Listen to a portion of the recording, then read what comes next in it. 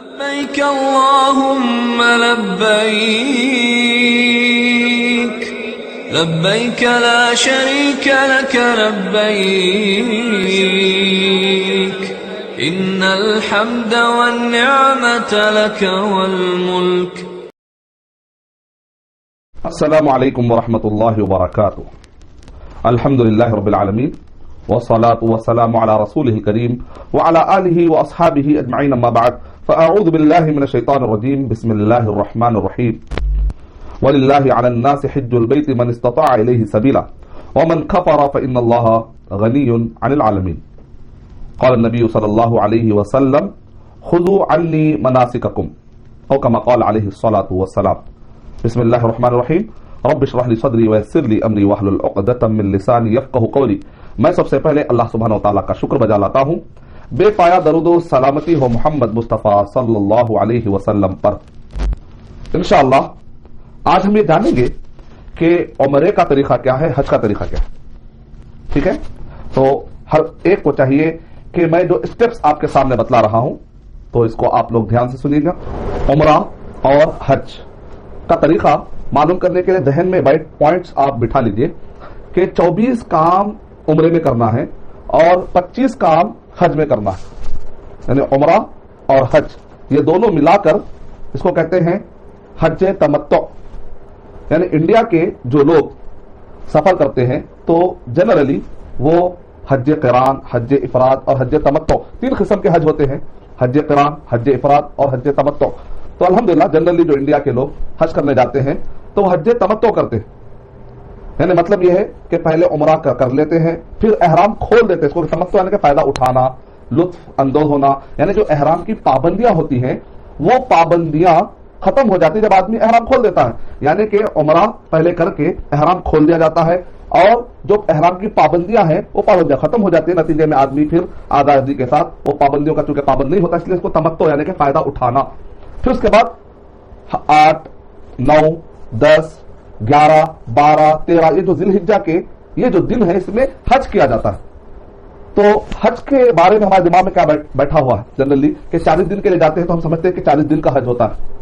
حج جو ہوتا ہے دراصل وہ 8، 9، 10، 11، 12 اور 13 یعنی کہ یہ 6 دن پر اگر آپ کانسنٹریٹ کریں گے نا تو حج کا طریقہ آپ کو سمجھ میں آ جائے گا. تو آئیے ذرا ہم عمرے کا طریقہ سیکھتے ہیں. عمرے میں 24 پوائنٹ کا خیال رکھا جائے.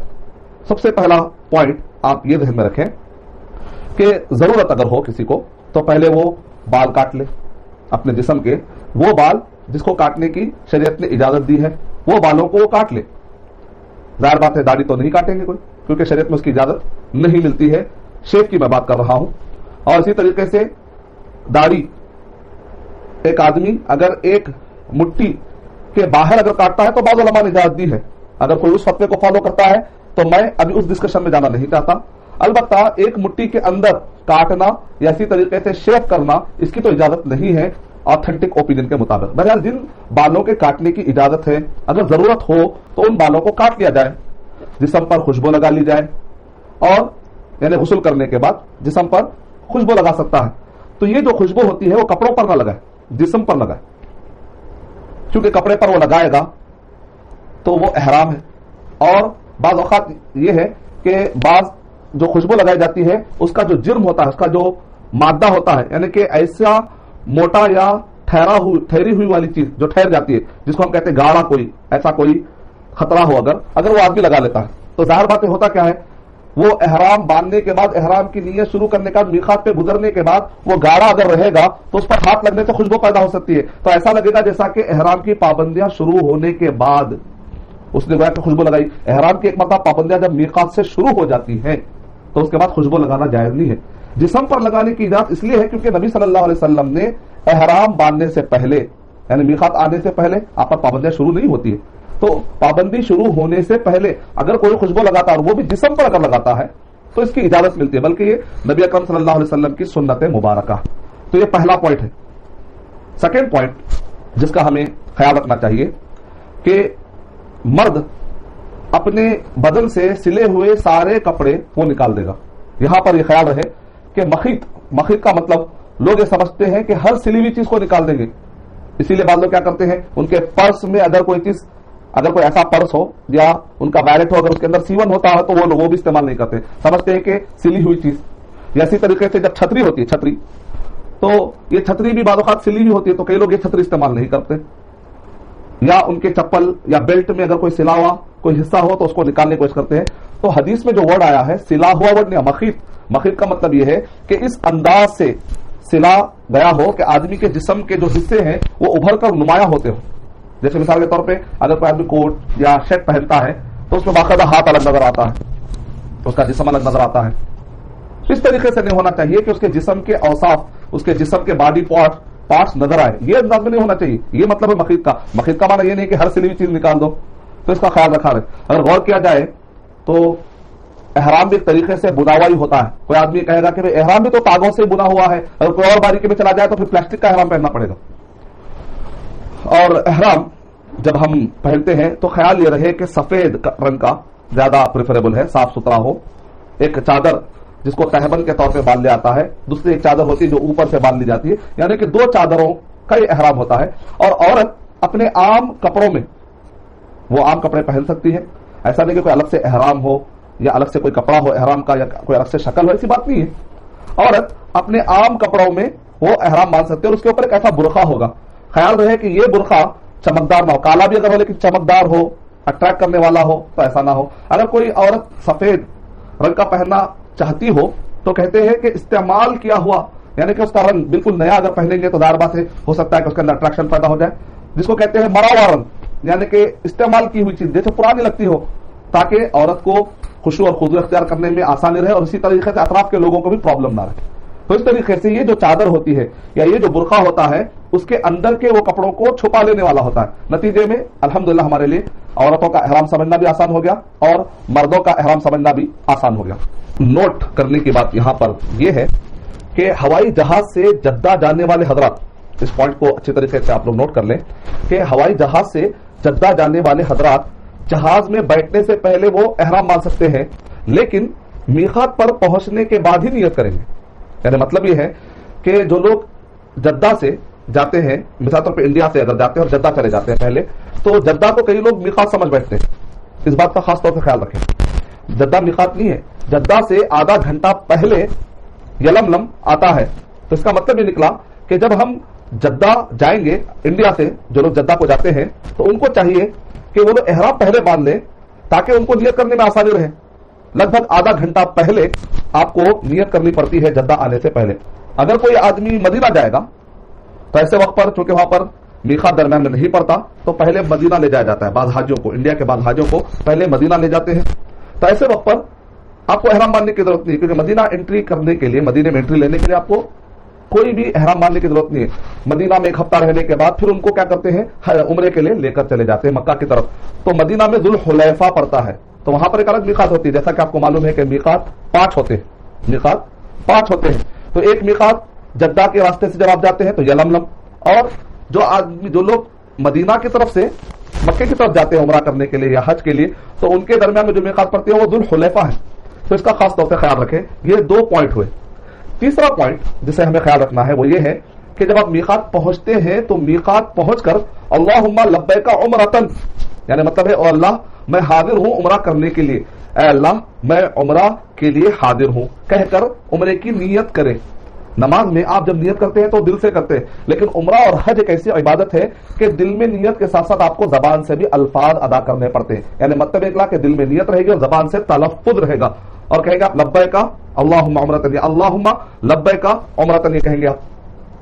اگر کوئی دوسروں کی طرف سے, اب یہاں پر ایک چیز نوٹ کر لیں, اگر آپ اپنی طرف سے نہیں بلکہ کسی اور کی طرف سے کر رہے ہیں, اب کسی اور کی طرف سے یا تو وہ شخص مرحوم ہوگا یا تو وہ زندہ ہوگا. زندہ کی طرف سے کوئی بھی حج بدل یا عمرہ بدل نہیں ہو سکتا. کوئی آدمی اگر زندہ ہو تو اس کی طرف سے عمرہ بدل یا حج بدل نہیں ہو سکتا. ہاں البتہ اگر کوئی زندہ تو ہو لیکن اتنا بیمار ہے کہ وہ سواری پر چڑھ کر پہنچ نہیں سکتا لیکن اس کے پاس استطاعت ہے, تو ایسے وقت پر وہ کہتا ہے جانے والے کو کہ بھائی تمہارا اگر پہلا عمرہ ہو چکا ہو, پہلا حج ہو چکا ہو, تو کہتا ہے ہاں میرا پہلا عمرہ اور حج ہو چکا ہے, تو کہتا ہے کہ ٹھیک ہے میں انتظام کر دوں گا آپ کے حج کا, میں انتظام کر دوں گا آپ کے عمرے کا, اپنی طرف سے کر لو. اگر زندہ ہو اور ایسا بیمار ہو کہ جس کو چڑھ کر, سواری پر چڑھ کر جا کر حج یا عمرہ کر کے واپس آنا ممکن نہ ہو, اتنا اگر کوئی بیمار ہو اور اچھا ہونے کا بھی چانس نہ ہو, تو ایسے آدمی کی طرف سے بھی اگرچہ کو زندہ کیوں نہ ہو, اس بات کی اجازت ہے کہ عمرہ یا حج بدل ایسے آدمی کی طرف بھی کیا جا سکتا ہے. رہا مرحوم, جو مرحوم ہو چکا, حج نہیں کر سکا, جس نے وصیت بھی نہیں کی, لیکن بیٹے کو خیال آیا یا قریبی رشتے دار کو خیال آیا کہ وہ فلاں بیچارہ اچھا تھا, اس کو حج کی یا عمرے کی توفیق نہیں مل سکی, تو آپ اپنی طرف سے عمرے یا حج کی نیت کرتے ہیں اس کی طرف سے. تو یہاں پر پہلی تو شرط یہ ہے کہ جو بھی عمرہ بدل یا حج بدل کرتا ہے کسی اور کی طرف سے, تو اس کو چاہیے کہ پہلے وہ اپنی طرف سے عمرہ یا حج کر چکا ہو, عمرہ کر چکا ہو اور حج کر چکا ہو, تب جا کے وہ دوسروں کی طرف سے حج اور عمرہ کر سکتا ہے. تو یہ شرطیں کلیئر ہونا بہت ضروری ہے. اور اگر وہ دوسروں کی طرف سے عمرہ کر رہا ہو تو کہے گا اللہم لبیک عمرتن کہہ کر اس آدمی کا نام لے گا, جیسا کہ شبرمہ والی روایت میں اللہم لبیک عن شبرمہ, ایک صحابی دوسرے صحابی کی طرف سے کر رہے تھے تو انہوں نے ان کا نام لیا تھا, تو اس طریقے سے آپ نام لے سکتے ہیں. اور ایک بات کا خیال رکھیں, انڈیا کے حاجی بعض اوقات یہ ہوتا ہے کہ حج کے لیے جاتے ہیں, عمرے کے لیے جاتے ہیں, درمیان میں وہاں پر احرام باندھنے کے بعد بیمار ہو جاتے ہیں یا سواری سے گر جاتے ہیں, حادثہ ہو جاتا ہے, ٹانگ ٹوٹ جاتی ہے, اللہ تعالیٰ حفاظت فرمائے, کوئی نہ کوئی ناگہانی مصیبت آ سکتی ہے. تو ایسے وقت پر نبی اکرم صلی اللہ علیہ وسلم نے دعا فرمائی. اگر آپ وہ دعا پڑھ لیں گے نا تو آپ کو ایک فائدہ یہ ہوگا کہ آپ جہاں کہیں پر بھی مصیبت محسوس کرتے ہیں یا درد محسوس کرتے ہیں, جانا مشکل ہے, بیمار ہے, تو آپ احرام کھول دیں گے تو آپ کا کوئی کفارہ ہی نہیں ہوتا, دوبارہ آ کر حج کرنا ضروری نہیں ہوتا. لیکن اگر آپ یہ دعا نہیں پڑھیں گے تب تو پھر آپ کے لیے کفارہ دینا پڑے گا, دوبارہ حج کرنا پڑے گا, کئی قسم کے پھر شریعت کی طرف سے آپ کو قوانین پورے کرنے پڑیں گے, لاگو کرنا پڑے گا, لاگو جو شریعت سے لاگو ہو جائے ایسی چیزوں کا آپ کو پورا کرنا پڑے گا. تو اس لیے یہ دعا خاص طور سے حاجیوں کو چاہیے کہ خاص طور سے آپ یاد کر لیں یا لکھ لیں پیپر پر. اور میرا تو خیال ہے کہ آپ دعائیں یاد کر لیجیے, کئی مطلب ہوتا ہے کہ پیپر گم جاتے ہیں, آدمی کا خیال ایک طرف نہیں ہوتا ہے, تو اس لیے یاد کرنے کی کوشش کریں. دعا یہ ہے اللہم محلی حیث حبستنی, اللہم محلی حیث حبستنی, یعنی اے اللہ تو وہاں پر ہی مجھے روک دے, میں وہاں پر احرام کھول دوں گا جہاں پر تو مجھے روک دے. یعنی اللہ تعالیٰ ہی سارا مسبب الاسباب ہے, جو کچھ بھی ہوتا ہے اللہ سبحانہ تعالیٰ کی طرف سے ہی ہوتا ہے. پھر اگر وہ مکہ نہ پہنچ سکے, اس بات کو آپ غور کر لیجئے, تو اگر وہ مکہ نہ پہنچ سکے تو بغیر دم دیے وہ حلال ہو جائے گا, یعنی احرام کھول سکتا ہے. اور ایک بھی پوائنٹ یہاں پر ذہن میں رکھ لینا چاہیے کہ احرام باندھنے کے لیے کوئی خاص نماز نہیں ہے, احرام باندھنے کے لیے کوئی خاص نماز نہیں ہے. کئی حاجی سمجھتے ہیں کہ احرام باندھنے کے بعد 2 رکعت نماز پڑھنا, 2 رکعت نماز پڑھنا, ایسی کوئی بات نہیں ہے. البتہ مدینہ کے راستے سے جو لوگ مکے کو جا رہے ہیں تو وہ میقات کا نام ہے ذوالحلیفہ, وہاں پر 2 رکعت ثابت ہے, لیکن وہ احرام کے 2 رکعت نہیں ہے, وہ اس جگہ کے 2 رکعت ہے. نبی صلی اللہ علیہ وسلم کو خاص طور سے جبرائیل صلی اللہ علیہ وسلم نے آ کر کہا اے نبی صلی اللہ علیہ وسلم اٹھیے, اس وادی کی برکت کی وجہ سے آپ یہاں پر 2 رکعت پڑھیے. اس کو کہتے ہیں ذوالحلیفہ کے 2 رکعت. تو یہ اسپیشل رکعت ہے 2 رکعت, اس کا احرام سے کوئی تعلق نہیں. ہاں البتہ اگر آپ یہ خیال کر سکتے ہیں تو کریے کہ احرام جب باندھتے ہیں تو کوئی نہ کوئی فرض نماز اگر آتی ہے تو بہتر ہے, کیونکہ نبی اکرم صلی اللہ علیہ وسلم کی ایک سنت یہ بھی نوٹ کی گئی ہے کہ فرض نماز کے بعد آپ نے احرام باندھا تھا. تو اگر آپ اس سنت کو پوری کرتے ہیں تو الحمدللہ جائز ہے, نبی صلی اللہ علیہ وسلم کی سنت مبارکہ ہے. چوتھا پوائنٹ, ابھی تک میں نے آپ کے سامنے 3 پوائنٹ بیان کیے. چوتھا پوائنٹ, احرام باندھنے کے بعد آواز سے یوں تلبیہ پکارے. جب آپ احرام باندھتے ہیں تو آپ بلند آواز سے ایسے تلبیہ پکار سکتے ہیں جیسے کہ لبیک اللہم لبیک لبیک لا شریک لک لبیک ان الحمد والنعمت لک والملک لا شریک لک. یعنی اس کا ترجمہ یہ ہے کہ میں حاضر ہوں, اے اللہ میں تیری جناب میں حاضر ہوں, تیرا کوئی شریک نہیں ہے, میں حاضر ہوں, تمام تعریفیں تیرے لیے ہی ہیں, تمام نعمتیں تیرے لیے ہی ہیں, یعنی تمام نعمتیں تیری ہی جانب سے ہیں, ساری کائنات میں تیری ہی بادشاہت ہے, تو اکیلا ہے, تیرا کوئی شریک نہیں. اللہ اکبر, کتنا واضح فرمان ہے. اگر کوئی آدمی صرف ایک کلمے کو اور یہ ایک تلبیہ کو سمجھ جائے گا, اس کو تلبیہ کہتے ہیں, یعنی لبیک اللہم لبیک, تو آدمی اپنے آپ کو شرک سے بچا لے گا. اور کتنی تکلیف کی بات ہے کہ ایک آدمی حج کرے بڑی محنت کے ساتھ اور وہ شرک کر رہا ہو, تب تو اس کا حج تو کیا پورے زندگی کے ساری عبادتیں ویسٹ ہو جائیں گی. اگر کسی نے بدعت کی تو گویا کہ وہ اپنے اجر کو ویسٹ کر رہا ہے. تلبیہ کی فضیلت بھی آپ لوگ جانیے تاکہ آپ کو تلبیہ پڑھنے میں آپ کو شوق ہو, کیونکہ آپ یہ جو ریئلائز کیجئے, جو بھی کام کر رہے ہیں نا حج کے دوران, تو آپ کو ریئلائز ہونا چاہیے کہ کام میں کیوں کر رہا ہوں. یعنی جب آپ یہ کہتے ہیں کہ اے اللہ میں حاضر ہوں, تو اس بات کا آپ کو خیال ہونا چاہیے کہ میں اللہ کے علاوہ کسی اور سے میں نہیں مانگوں گا. اس کی فضیلت یہ ہے کہ تلبیہ کہنے والا تلبیہ کہتا ہے تو اس کے دائیں بائیں جانب زمین کے کناروں تک, یعنی کہ بائیں جانب میں جو زمین آ رہی ہے اس کے کنارے تک تمام پتھر درخت کنکریاں سب لبیک پکارتے ہیں, وہ بھی ساتھ میں لبیک پکارتے ہیں, اور ان کے پکارنے کا اجر بھی حاجی کو مل جاتا ہے. اللہ اکبر, کتنی بڑی فضیلت. تو آپ کو چاہیے کہ تلبیہ پکارنے میں لبیک اللہم لبیک کہنے میں کسی بھی طریقے سے نہ شرمائے. اور خواتین کے لیے بھی جائز ہے کہ وہ बाआवाज बुलंद आवाज से तलबिया पुकार सकते हैं, यानी औरतों के दरमियान। कोशिश करें कि मर्दों को सुनाने की कोशिश ना करें। अगर आपको महसूस होता है, बुलंद का मतलब ये होता है कि आप जरा बुलंद आवाज करें तो बाजू अपने आप को, बाजू किसी एक औरत को सुनाया जाए तो बस है काफी। अब जो मर्द हजरात होते हैं तो अगर वो और बड़ी आवाज निकालते हैं तो अल्हम्दुलिल्लाह ये तो सुन्नत है कि जिब्राइल अलैहि सलाम ने क्या कहा, नबी अकरम सल्लल्लाहु अलैहि वसल्लम ने क्या इरशाद फरमाया, खैरुल हज्ज अल अज्जु वस्सज्जु, सबसे बेहतरीन हज वो है जिसके अंदर तलबिया बुलंद बुलंद पुकारा जाए। अब इतना भी नहीं कि बेअदबी हो जाए और दूसरे को तकलीफ हो जाए, कोशिश ये करें कि जिसके अंदर एक शौक हो, एक जज्बा हो, एक वलवला हो, जिससे किसी को तकलीफ भी ना हो। तो इस्लाम में इन सब चीजों का ख्याल रखकर आपको काम करना चाहिए। पांचवा पॉइंट, ये बहुत ध्यान में रखें, अक्सर लोग क्या करते हैं, ये पांचवें पॉइंट पर अमल नहीं करते। लब्बैक कहते कहते कहते मक्का भी आ जाता है, यहां तक के काबे की तरफ भी चले जाते हैं, काबे के अतराफ भी घूमते, लब्बैक अल्लाहुम्मा लब्बैक चलते रहता है। ये जायज नहीं है। सही अहादीस में यह है कि नबी अकरम सल्लल्लाहु अलैहि वसल्लम जब मक्के के इमारतें देख लेते थे, बिल्डिंग, मक्के में जो बिल्डिंग्स है, उस जमाने में जो इमारतें, उस जमाने के जो घर थे, वो बुनियान का वड़ा है, उस जमाने के जो घर थे, जब नबी अकरम सल्लल्लाहु अलैहि वसल्लम देख लेते तो रुक जाते थे। अब आज के दौर में इसको कहते हैं आखिरी इशारा, लास्ट जो ट्रैफिक लाइट होती है। अरब कंट्रीज में जो भी शहर होते हैं, वो शहर के आखिरी का पहचानने का तरीका ये है कि आखिरी में, यानी कि आप जैसे मक्के में दाखिल होते हैं तो जब सिटी शुरू होता है तो वहां पर ट्रैफिक लाइट आती है, अभी आबादी से पहले भी। लेकिन अगर आबादी उससे भी पहले आ चुकी हो तो मक्के की पुरानी आबादी फैलते फैलते फैलते फैलते कई किलोमीटर तक बाहर आ चुकी हो तो आज वो मक्का ही शुमार होगा। जैसे आप मक्का आने वाला को पता चल जाता है, डेजर्ट गुजरता है, फिर आपको देखते हैं कि इमारतें नजर आ रही मक्का सिटी की, तो आपको तलबिया रोक देना चाहिए, लब्बैक अल्लाहुम्मा लब्बैक का नहीं पढ़ना चाहिए। दिगर कुछ भी आप जिक्र कर सकते हैं, उसमें रुकावट की बात नहीं, लेकिन सुन्नत पर अमल करने का तरीका यह है कि आप यहां पर रुक जाएंगे, इसका खास तौर से आप ख्याल रखें। अब मक्के में दाखिल होने की भी सुन्नत है, काबे को कोसे एरिया से जाए, इसकी भी एक सुन्नत है। तो इसके भी आप जरा पॉइंट नोट फरमा लें, अक्सर किताबों में हमको इस बात का जिक्र नहीं मिलता। मक्के में दिन में दाखिल होना सुन्नत है। मान लीजिए कि आप रात में दाखिल हो रहे हैं तो कोशिश ये करें कि अगर कहीं रुक सकते हैं, जैसे मदीना में रुक गए, कोई जद्दा में रुक गए कि भाई चलो मैं दिन में जाना चाहता हूं, लेकिन अक्सर तो ऐसा मुमकिन नहीं है कि हाजी को इतना इख्तियार नहीं मिलता, क्योंकि एक पूरा ग्रुप होता है और वहां पर सहूलियात के लिए इतना गुंजाइश नहीं होती है कि सबको दिन में ला जाए। बाद काफिले रात में आते हैं, बाद काफिले दिन में आते हैं। नियत कर लीजिए, इंशाल्लाह अजर मिलेगा, अल्लाह ताला अजर देगा इंशाल्लाह। नियत ये कीजिए कि अल्लाह को मुझे दिन में दाखिल कर, क्योंकि नबी सल्लल्लाहु अलैहि वसल्लम की सुन्नत ये थी कि आप दिन में मक्के में दाखिल हुए। और इसके अंदर और भी पॉइंट ये ध्यान में रखिए आप कि दाखिल मक्के के अंदर भी कई एरिया है। अब दार बात है, हमारे बस में वहां पर भी नहीं है, क्योंकि हर एरिया से हाजी आते रहते हैं। खासतौर से नबी सल्लल्लाहु अलैहि वसल्लम की सुन्नत मुबारक अगर आपको मिलती है, दुआ कीजिए, नियत कर लीजिए, नहीं होता है तो नियत पर सवाब मिल जाएगा इंशाल्लाह।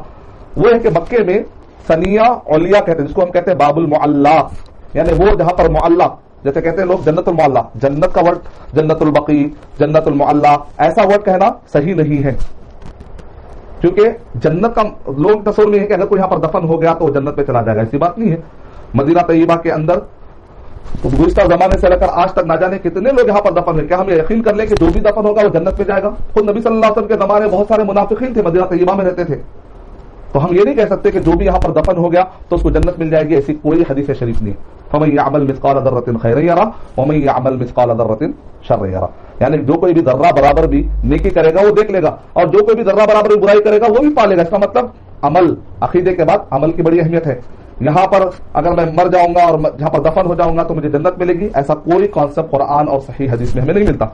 अभी मक्के में दाखिल होने की मैंने बात की, अब मक्के में मस्जिदुल हराम है, अभी मस्जिदुल हराम में दाखिल होना है। मस्जिद हरम की मस्जिद, हरम की मस्जिद किसको कहते हैं? वो जो काबे से लगी हुई। वैसे मक्के में कई मस्जिदें हैं, कई मस्जिदें मक्के के अंदर, और आमतौर पे ऐसे फतवे हमें मिलते हैं कि मक्के में आप किसी भी मस्जिद में पढ़ेंगे तो आपको 1 लाख नमाजों का सवाब है। इसीलिए लोग क्या करते हैं, मस्जिद हराम में नहीं आते हैं, वो जो काबे वाली मस्जिद है वहां पर नहीं आते। लोग क्या करते हैं, कोई ना कोई घर करीब में, घर के करीब जो मस्जिद होती है मक्के के अंदर, उसमें पढ़ लेते हैं और कहते हैं भाई फतवा है। लेकिन फतवा हो तो दलील भी होना चाहिए। ऐसा कोई फतवा जो दलील जिसके अंदर ना हो, बल्कि दलील उसके खिलाफ में अगर जा रही हो, तो ऐसे ऊपर ये फतवा एक इंसान का ओपिनियन है, इसको रिजेक्ट भी किया सकता है। नबी अकरम सल्लल्लाहु अलैहि वसल्लम ने जो अहादीस तय्यबा आपने फरमाई ना, उसमें आपने खासतौर से मस्जिदुल काबा, काबे की मस्जिद का जिक्र किया। तो इस वजह से मक्के में कई मस्जिदें हैं। अब मस्जिदुल हराम कहते हैं हरम की मस्जिद, यानी काबे की मस्जिद, इसके अंदर दाखिल होने की भी एक सुन्नत है। वो ये है कि नबी अकरम सल्लल्लाहु अलैहि वसल्लम मस्जिद हराम में जब दाखिल होते थे, बाब बनी शैबा से दाखिल होने की कोशिश करते थे। तो ये सारी सुन्नतों का आपको ख्याल रखना पड़ेगा। अगर आप ये सारी सुन्नतों का ख्याल रखेंगे, इसको पहचानने का तरीका यह है कि जब आप दाखिल होंगे तो काबे का जो दरवाजा है वो दरवाजा आपको नजर आएगा, तो समझ जाइए वहां से दाखिल होना है। पहचानने का आसान तरीका ये भी, अगर आपको तस्वीरों में समझ में नहीं भी आ रहा है تو آپ کسی سے بھی پوچھے میں کعبے کا دروازہ کس ایریا میں پڑتا ہے, آپ کو کوئی بتا دے گا, تو آپ گھوم کر وہ ایریا سے آنے کی کوشش کریں جہاں پر کعبے کا دروازہ اور حجر اسود ہے, وہ ایریا سے اگر آپ داخل ہوں گے تو سنت مل جائے گی. لیکن بھیڑ زیادہ ہو تو ایک تھم رول یاد رکھیے, ایک سنت ادا کرنے کے لیے کوئی حرام کام نہیں کر سکتے. مثال کے طور پہ حجر اسود کو بوسہ لینے کا مجھے شوق ہے اور میں طاقتور ہوں, تو ایسے وقت پر نعوذ باللہ میں عورتوں کو یا کمزوروں کو میں اپنے کونیوں سے چبا چبا کر بہرحال کسی طریقے سے حجر اسود تک پہنچتا ہوں, تو آپ ایک سنت ادا کرنے کے لیے حرام کام کر رہے ہیں. کسی بھی مومن کو تکلیف دینا حرام ہے. تو تھم رول یہ ہے, یہ جتنی بھی سنتیں میں آپ کو بتلا رہا ہوں, یہ سنتوں پر عمل کریں گے بہتر. لیکن اگر آپ سے عمل نہیں ہو رہا ہے تو پریشانی کی ضرورت ہے, نیت کر لیجیے, انشاءاللہ اللہ تعالیٰ آپ کو اجر دے گا. کوشش کریے, ہو سکتا ہے کہ آپ کو سنتیں مل جائیں. خاص طور سے یہاں پر ایک بات آپ لوگ نوٹ فرما لیں کہ جب آپ کعبے کو دیکھتے ہیں, کعبے کو دیکھتے ہی ایک دعا پڑھنا, نبی صلی اللہ علیہ وسلم سے کوئی ایسا ثبوت تو نہیں ملتا, البتہ ایک صحابی سے ایک ہمیں دعا ملتی ہے. اگر آپ وہ دعا پڑھتے ہیں تو الحمدللہ آپ کے لیے بہتر ہے. اللہم انت السلام و منک السلام فحینا ربنا بالسلام, یعنی اے اللہ تو سلامتی دینے والا ہے اور سلامتی تیری طرف سے آتی ہے, اے اللہ تو ہمیں سلامتی کے ساتھ زندہ رکھ, یعنی آپ کو زندگی بھر کے لیے دعا کام آئے گی. لیکن یہاں پر ایک مسکنسپشن ہے, ایک غلط فہمی ہے, وہ یہ ہے کہ لوگ یہ سمجھتے ہیں کہ کعبے پہ پڑی جب پہلی نظر, یعنی کہ پہلی نظر جو پڑتی ہے تو ساری دعائیں قبول ہو جاتی ہے. یعنی لوگوں کے غلط دماغ میں یہ بات بیٹھی ہوئی ہے کہ پہلی نظر, اسی لیے لوگ آنکھ بند کر کے جاتے ہیں اور نہ جانے بیچارے کچھ لوگ گر جاتے ہیں. بہرحال قریب میں جانے کے بعد وہ لوگ دعا یاد کرنے کی کوشش کرتے ہیں. تو ایسا کوئی بھی قرآن اور صحیح حدیث سے اس کا ہمیں ثبوت نہیں ملتا کہ کعبے پہ پہلی نظر پڑتے ہی ساری دعائیں قبول ہوتی ہے. بلکہ صحیح حدیث میں یہ ہے کہ نبی اکرم صلی اللہ علیہ وسلم نے ارشاد فرمایا کہ الحجاج, جو حاجی ہوتے ہیں, وہ وفد اللہ ہے, وہ اللہ کے وفد ہے. یعنی ڈیلیگیشن کس کا ہے؟ اللہ کا ہے. کسی ملک کو آپ کوئی ڈیلیگیشن جاتا ہے تو اس کی بڑی عزت ہوتی ہے, یہ اللہ کا ڈیلیگیشن ہے. یہ خاص طور سے گروپ کس کے لیے جمع ہوا ہے؟ اللہ کے لیے جمع ہوا ہے. تو نبی اکرم صلی اللہ علیہ وسلم نے ارشاد فرمایا کہ حاجی گھر سے نکلنے سے لے کر پھر واپس گھر آنے تک اللہ نے کہا, نبی صلی اللہ علیہ وسلم کہہ رہے ہیں کہ اللہ تعالیٰ نے واجب کیا ہے کہ اس کی ہر دعا قبول ہوگی. صحیح حدیث میں بتایا جا رہا ہے کہ گھر سے نکلنے سے لے کر واپس آنے تک ہر دعا قبول ہوگی. جبکہ من گھڑت مشہور مسکنسپشن میں یہ بات بتائی جا رہی ہے کہ کعبے کو دیکھنے پر پہلی جو نظر ہوتی ہے اس وقت پہ دعا قبول ہوتی ہے. ہم کو کون سی دعا یا کون سی تعلیم لینی چاہیے؟ صحیح حدیث میں بتایا جا رہا ہے کہ واپس جانے تک ساری دعائیں قبول ہوتی ہے. تو اس لیے حاجی کو چاہیے کہ صرف کعبہ دیکھتے وقت ہی وہ جذبے میں نہ آئے کہ صرف دعائیں قبول ہوتی ہے, نہیں, واپس گھر کو لوٹنے تک جب ساری دعائیں قبول ہوتی ہے تو حاجی کو چاہیے کہ بڑے تسلی کے ساتھ, اطمینان کے ساتھ, جن کو بھی وہ دعا کر سکتا ہے پہلے اپنے آپ سے شروع کرے, اور جو بھی انداز میں دعا کر سکتا ہے دعائیں کرے, زندگی میں اس کو دعائیں کام آنے والی. اس دعا کا مطلب میں نے آپ کو بتا دیا. چھٹواں پوائنٹ آپ کو خیال رکھنا ہے عمرے میں, وہ یہ ہے کہ مسجد حرام میں جب آپ داخل ہوتے ہیں تو آپ اپنا رائٹ قدم, یعنی کہ آپ اپنے پہلے دائیں قدم کو آگے رکھیں گے, اور جب داخل کریں گے آپ تو اس وقت پر دعا کیا کریں گے؟ اعوذ باللہ العظیم وبوجہہ الکریم وسلطانہ القدیم من الشیطان الرجیم. اور اسی طریقے سے ایک دعا اور بھی پڑھ سکتے ہیں, بسم اللہ والسلام علی رسول اللہ اللہم اغفر لی ذنوبی وافتح لی ابواب رحمت. یہ دعا بھی آپ پڑھ سکتے ہیں. اور جب آپ مسجد حرام سے باہر نکلتے ہیں, یہ دنیا کی کسی بھی مسجد سے باہر نکلتے ہیں تو یہ دعا ہے, خاص طور سے ایسا نہیں کہ یہاں کے لیے خاص ہے, کسی بھی مسجد سے اگر آپ نکلتے ہیں تو یہ دعا پڑھ سکتے ہیں.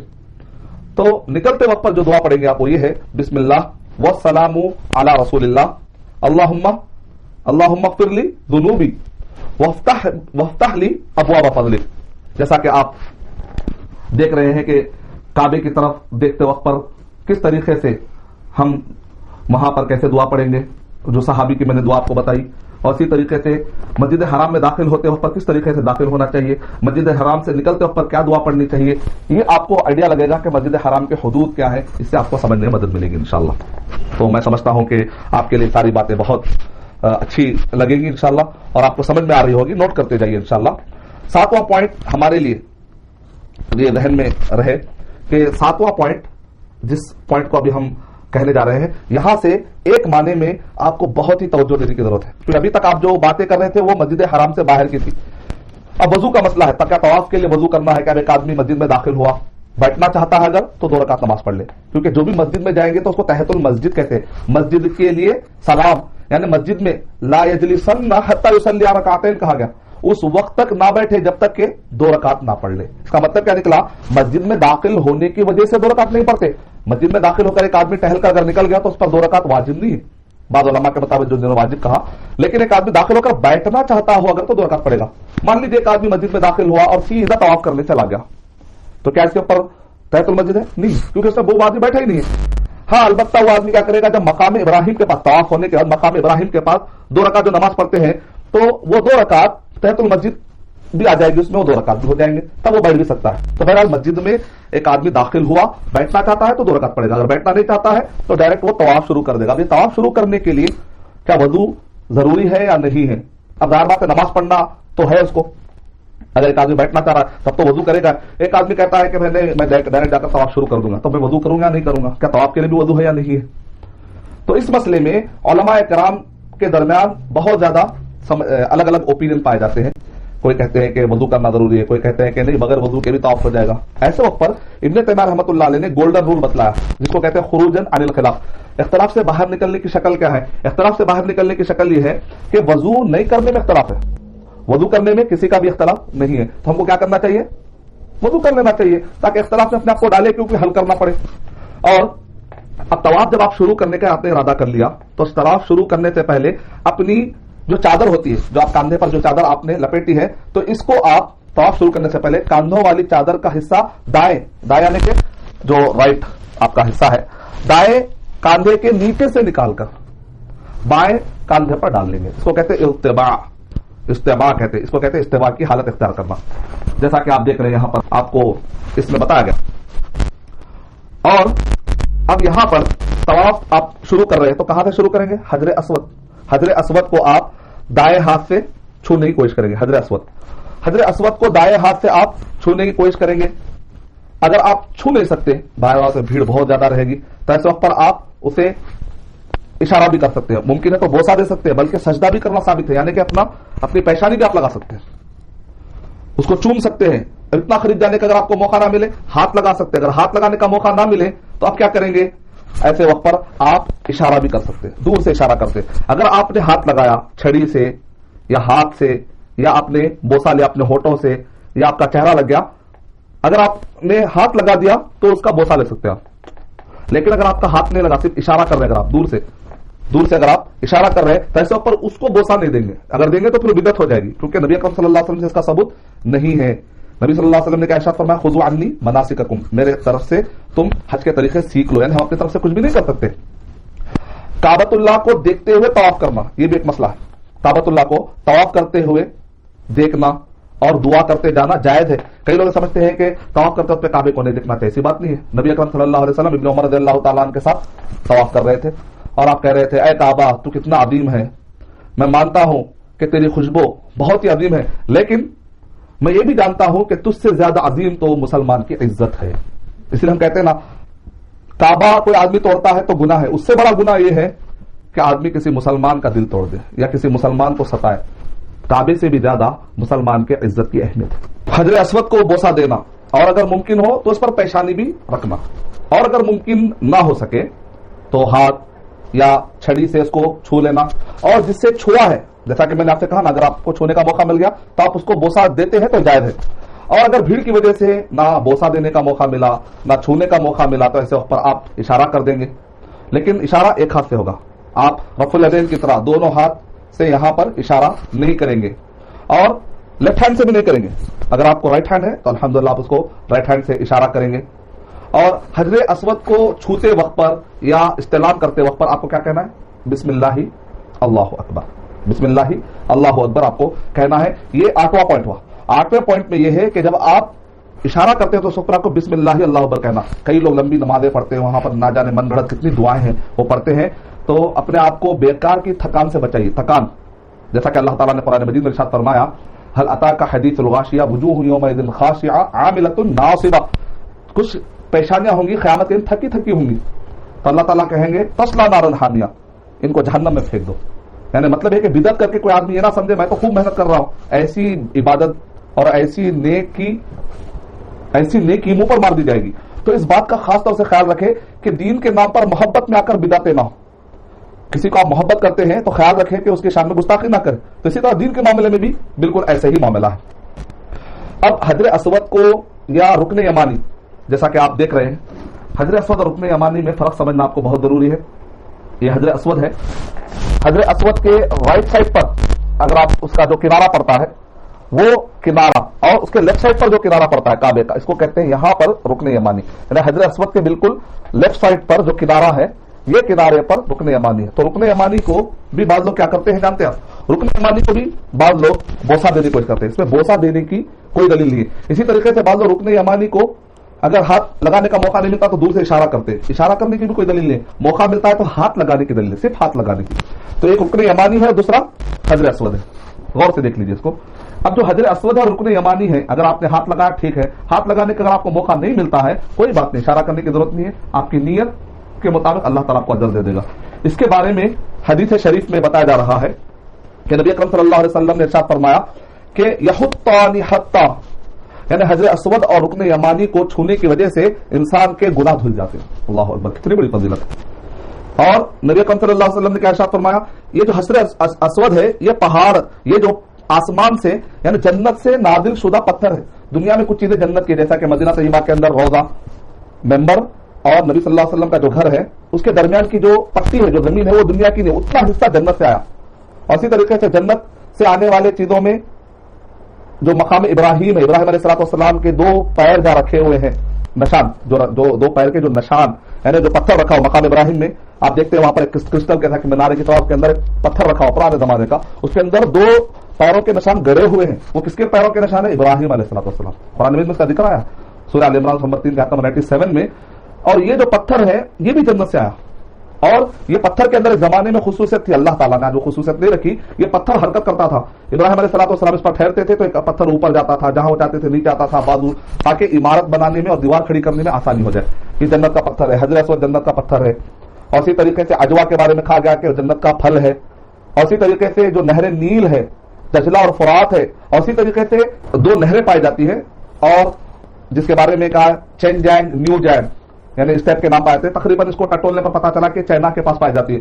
یہ سب نہروں کے اندر جنت کا پانی ملا ہوا ہے، آسمان سے اس کے اندر پانی آیا ہوا ہے۔ آپ دیکھ رہے ہیں کہ نہر نیل یا دجلہ اور فرات یہ سوکھے نہیں آج تک، اس کی وجہ یہ ہے کہ اللہ تعالیٰ نے اس کے اندر برکت رکھ دی ہے۔ اسی طریقے سے ہم دیکھتے ہیں کہ خاص طور سے نعمت زمزم کے بارے میں کہ وہ جنت کا کنواں ہے، اس بارے میں ہم کو زیادہ ڈیٹیل میں صریح روایتیں نہیں ملتی، لیکن برکت والا پانی ہے یہ کلیئر ہے۔ اور ابن عباس رضی اللہ تعالیٰ عنہ نے کہا کہ اللہ تعالیٰ اس کو قیامت تک باقی رکھیں گے، اس طریقے ہم کو روایتیں ملتی ہیں۔ تو یہ ساری وہ باتیں ہیں، روایتیں ہیں کہ دنیا میں بھی اللہ تعالیٰ نے جنت کے چند چیزیں رکھ دی ہیں۔ تو جس وقت پر حجر اسود جنت سے آیا تھا تو اس وقت پر یہ دودھ سے بھی زیادہ سفید تھا، لیکن سب ودت ہو خطایا بنی آدم، لیکن آدم علیہ الصلوۃ والسلام کے بیٹوں کے گناہوں کی وجہ سے کالا ہو گیا۔ یہ حجر اسود اور رکن یمانی کے بارے میں بات چل رہی ہے کہ حجر اسود اور رکن یمانی کو چھو لینے سے انسان کے گناہ مٹ جاتے ہیں۔ اور جیسا کہ میں نے کہا 9واں پوائنٹ کہ جب آدمی رکن یمانی کو چھوتا ہے، یعنی آپ طواف شروع کرتے ہیں حجر اسود سے، اور ایک راؤنڈ پورا ہوتا ہے، پہلا کنارہ آیا کعبے کا، دوسرا کنارہ آیا، اور تیسرا کنارہ جب پہنچتے آپ، ایک کنارے کا نام رکن عراقی ہے، یعنی اس کے سیدھے میں چلے جائیں گے تو عراق پڑے گا۔ ایک رکن یعنی کہ کنارہ، کعبے کے 4 کونے ہوتے ہیں نا، ایک کا رکن حجر اسود کہتے ہیں، جہاں پر حجر اسود پایا جاتا ہے۔ پرانے زمانے میں یاد رکھنے کے لیے آسانی کرتے تھے وہ لوگ، لیکن میپ میں بھی کتنے پاورفل سے اندازہ لگائیے آپ۔ جس کنارے پر عراق پایا جاتا کہتے ہیں رکن عراقی، جس کنارے پر شام پایا جاتا سیریا رکن شامی، جس کنارے پر یمن پایا جاتا اس کو رکن یمانی، یمن کی طرف۔ یعنی پرانے زمانے کے لوگ بھی ماشاءاللہ میپ میں بہت آگے تھے، ان کو آئیڈیا تھا کہ کون سی چیز کہاں پر پائی جاتی تھی۔ حجر اسود اور رکن یمانی کو چھونے سے گناہ دھل جاتے ہیں۔ تو اب ایک بندہ چکر پورا کرتا ہے، جب تیسرے پہلا کنارہ، دوسرا کنارہ، تیسرا کنارہ، اس کو کہتے ہیں رکن یمانی۔ رکن یمانی اور حجر اسود، تو رکن یمانی میں بوسہ نہیں دینا ہے، دور سے اشارہ بھی نہیں کرنا ہے، موقع ملتا ہے تو ہاتھ سے لگا، اس کو کہتے ہیں استلام، کہتے ہیں استلام، یعنی کہ ہاتھ لگانا۔ اگر نہیں ملتا ہے تو بغیر ہاتھ لگائے کے وہیں سے گزر جائے۔ یہ جو رکن یمانی اور حجر اسود ہے، اس میں آپ دیکھ رہے ہیں رکن یمانی اور حجر اسود، جب بھی آپ یہاں پر پہنچتے ہیں تو ایک دعا ثابت ہے، ربنا آتنا فی الدنیا حسنۃ وفی الآخرۃ حسنۃ وقنا عذاب النار، کہ اے ہمارے رب تو ہمیں دنیا میں بھی بھلائی دے اور آخرت میں بھی ہمیں بھلائی دے۔ طواف میں صرف یہ ایک دعا ثابت ہے، اس کے علاوہ کوئی دعا بھی ثابت نہیں۔ اب دیکھتے ہیں کئی لوگ من گھڑت دعائیں پڑھتے ہیں، ہر چکر کی ایک دعا، ہر چکر کی ایک دعا۔ ایک آدمی ایک طواف کے کتنے چکر ہوتے ہیں؟ 7 چکر۔ ایک چکر میں قرآن پڑھ سکتا ہے، جو یاد ہے قرآن پڑھے۔ قرآن پڑھنے کا فائدہ کیا ہے؟ نبی اکرم صلی اللہ علیہ وسلم نے ارشاد فرمایا، اگر کوئی قرآن پڑھتا ہے اور اس کو اپنے دل کی بات دعا کی شکل میں بولنے کا ٹائم نہ ملے، اور قرآن پڑھتے پڑھتے پڑھتے ٹائم گزر جائے گا، تو اللہ سبحانہ و تعالیٰ نبی اکرم صلی اللہ علیہ وسلم کے ارشاد فرما رہے ہیں کہ اللہ سبحانہ و تعالیٰ اس کے دل کی باتوں کو دعا میں بدل کے قبول کر لیں گے. اللہ یعنی یہ کتنی پیاری بات ہے. بعض اوقات ہم اپنے دل کی باتیں بول نہیں پاتے, ہم کو کئی چیزیں چاہیے, بول نہیں پاتے, یاد نہیں آتے ٹائم پر, لیکن آپ کے دل میں بار بار یاد آتا رہتا ہے. تو آپ اس کو دل میں جمع کرتے رہیے, قرآن پڑھتے رہیے. اس دوران جو بھی دعائیں آپ کی ہوں گی اللہ سبحانہ و تعالیٰ وہ دل کی باتوں کو اللہ تعالیٰ دعا کے طور پہ قبول کر لیں گے, کیونکہ اللہ تعالیٰ تو علیم بذات الصدور ہے, وہ دلوں کے بھید کو جاننے والے. اور اگر اس دوران آپ قرآن پڑھتے ہیں, تسبیح کرتے ہیں, دعائیں کرتے ہیں, تو آپ اس کا ضرور فائدہ اٹھائیے. بہرحال طواف کے لیے کوئی خاص دعا نہیں ہے. 11واں پوائنٹ آپ ذہن میں یہ ضرور رکھیے کہ مردوں کو چاہیے, عورتوں کو نہیں, مردوں کو چاہیے کہ طواف قدوم یعنی کہ ویلکم طواف, پہلا طواف, کیونکہ اور بھی کئی طواف ہونے والے ہیں فیوچر میں, اور بھی ابھی ہونے والے, جیسا کہ جب آپ حج میں جائیں گے تو وہاں طواف افاضہ ہوتا ہے, پھر آخر میں طواف وداع ایک ہوتا ہے. تو اسے طواف قدوم یعنی ویلکم طواف یعنی کہ پہلا طواف جو ہوتا ہے اس کو طواف قدوم کہتے ہیں. تو یہ سنت صرف اسی طواف کے لیے, ہر طواف میں ایسا نہیں ہے. نفل طواف اگر آپ کرتے ہیں تو اس کے اندر ایسا نہیں ہے. پہلے طواف میں یہ ہے کہ مردوں کو چاہیے کہ رمل کرے. رمل کا مطلب ریتی میں ایک آدمی دوڑنے کی کوشش کرتا ہے تو دوڑ نہیں پاتا ہے, تو اس کو کہتے ہیں کہ دوڑنا اور چلنے کے درمیان والی جو کیفیت ہوتی ہے ویسا تھوڑا سا تیز تیز چلنے کی کوشش کرے. نبی اکرم صلی اللہ علیہ وسلم کے بارے میں یہ آتا ہے کہ نبی اکرم صلی اللہ علیہ وسلم اتنا تیز چلتے تھے کہ گھٹنے تک آپ کی چادر مبارک اٹھ جاتی تھی, گھٹنے تک. تو بھیڑ اگر ہو تو میں نے کیا کہا, کسی کو تکلیف دینا حرام کام ہے. سنت ادا کرنے کے لیے ہم کسی کو تکلیف نہیں دے سکتے. رمل کیوں کرتے تھے اس کے پیچھے ڈیٹیل ہے, وہ یہ ہے کہ نبی اکرم صلی اللہ علیہ وسلم صحابہ اکرام جب طواف کرنے آ رہے تھے تو کفار قریش کیا کیے, پہاڑ پہ چڑھ گئے اور چڑھ کر انہوں نے کہا کہ دیکھو دیکھو محمد صلی اللہ علیہ وسلم صحابہ اکرام کہاں سے آ رہے ہیں, مدینے سے آ رہے ہیں, اور مدینے کا نام انہوں نے رکھا تھا یثرب, تباہی کا مقام, تباہی کا مقام. تو وہ یہ کہتے تھے کہ یہاں پر چلے گئے, بہت بیمار ہو گئے ہوں گے, ان کو تو چلنا پھرنا مشکل ہوگا کیونکہ ہڈیوں میں درد, جسم میں درد, یہ اچھا ہی نہیں, یہ لوگ یہاں سے آ رہے ہیں, چلو دیکھتے ہیں کہ یہ لوگ کیسے ہیں. تو نبی اکرم صلی اللہ علیہ وسلم نے صحابہ اکرام سے یہ کہا کہ ذرا اس میں تیز چال چل کے بتاؤ, رمل کر کے بتاؤ.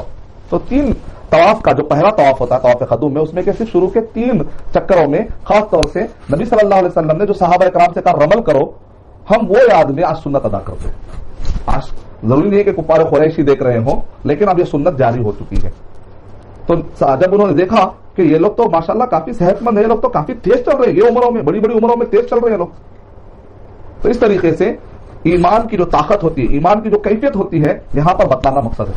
تو حج کے دوران جو بھی پوائنٹ پر آپ غور کر سکتے ہیں شریعت کے دائرے میں رہ کر, فلسفی یا عقل لڑا کرنے, شریعت کے دائرے میں رہ کر اس کے ایسنس تک پہنچنے کی کوشش کریں, شعور تک پہنچنے کی کوشش کریں, تاکہ حج کرنے میں آپ کو مزہ ملے, اس کی تاریخ آپ کے ذہن میں رہے گی, تو آپ کو ایسا لگے جیسا کہ کوئی تازہ, آپ کا بالکل ذہن تازہ ہے اور آپ کے کام کرنے میں دلچسپی آئے گی. ایسا نہیں کہ بس ایک ریچول سے ادا کر رہے ہیں, نہیں, ایسا نہیں ہونا چاہیے. ہر ایک کے پیچھے ماضی کی کچھ یادیں ہیں, کچھ صحابہ کرام کی قربانیاں ہیں, نبی صلی اللہ علیہ وسلم کی قربانیاں ہیں. اب حج کے دوران ابراہیم علیہ السلام کے قربانیوں کو یاد کیا جاتا ہے, اس سے پیچھے سبق کیا ہے؟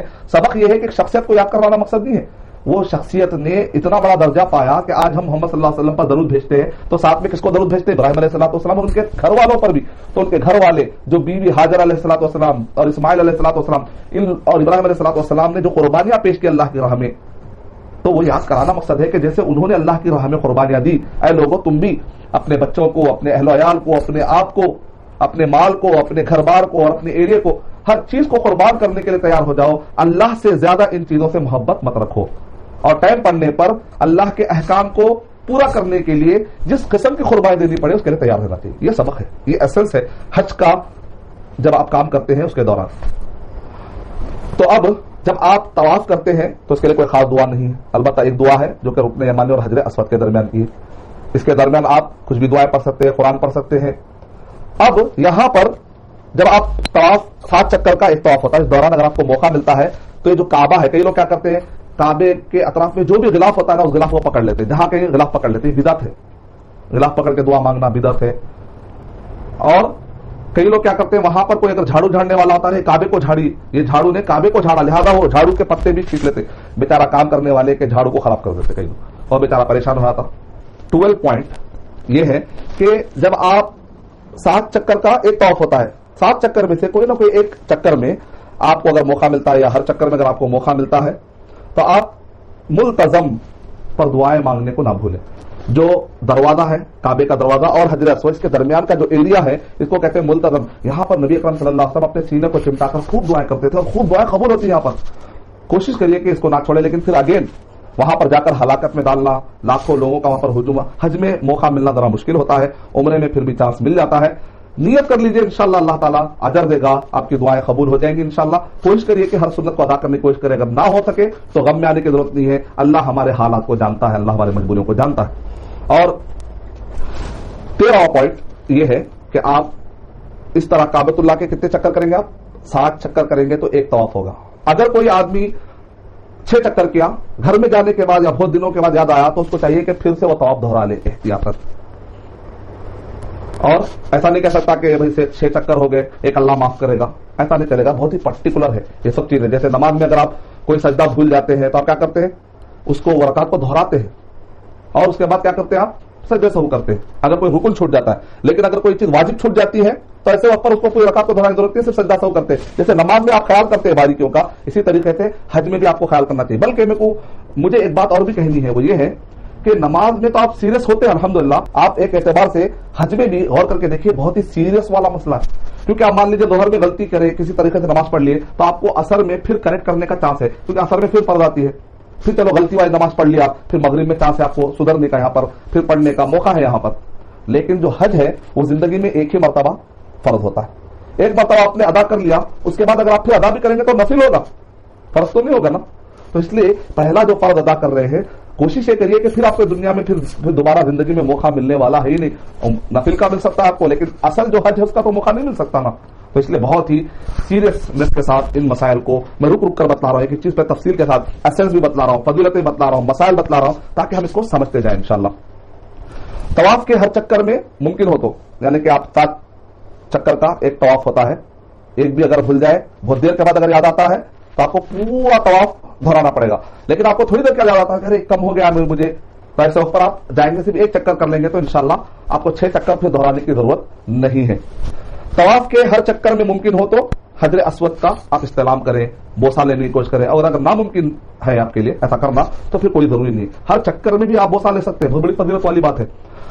अब यहां पर 14 पॉइंट, इसको भी आप लोग नोट फरमा लें कि 7 चक्कर पूरे करने के बाद वत्तखिज़ू मिन मकाम इब्राहीम मुसल्ला, यानी अल्लाह ताला क्या करे, इब्राहिम अलैहिस्सलाम का जो मकाम है उसको मुसल्ला बनाकर नमाज पढ़े। कोशिश करिए कि आप, जैसे कि आप इसमें देख रहे हैं कि हजरे यहां पर काबे के सामने मकाम इब्राहिम है और ये मकाम इब्राहिम के पास मुसल्ली नमाज पढ़ रहा है, यानी कि काबे और अपने दरमियान मकाम इब्राहिम को रख लीजिए। बस ऐसा नहीं कि आप मकाम इब्राहिम को सजदा कर रहे हैं, लेकिन दरमियान में मकाम इब्राहिम रहेगा।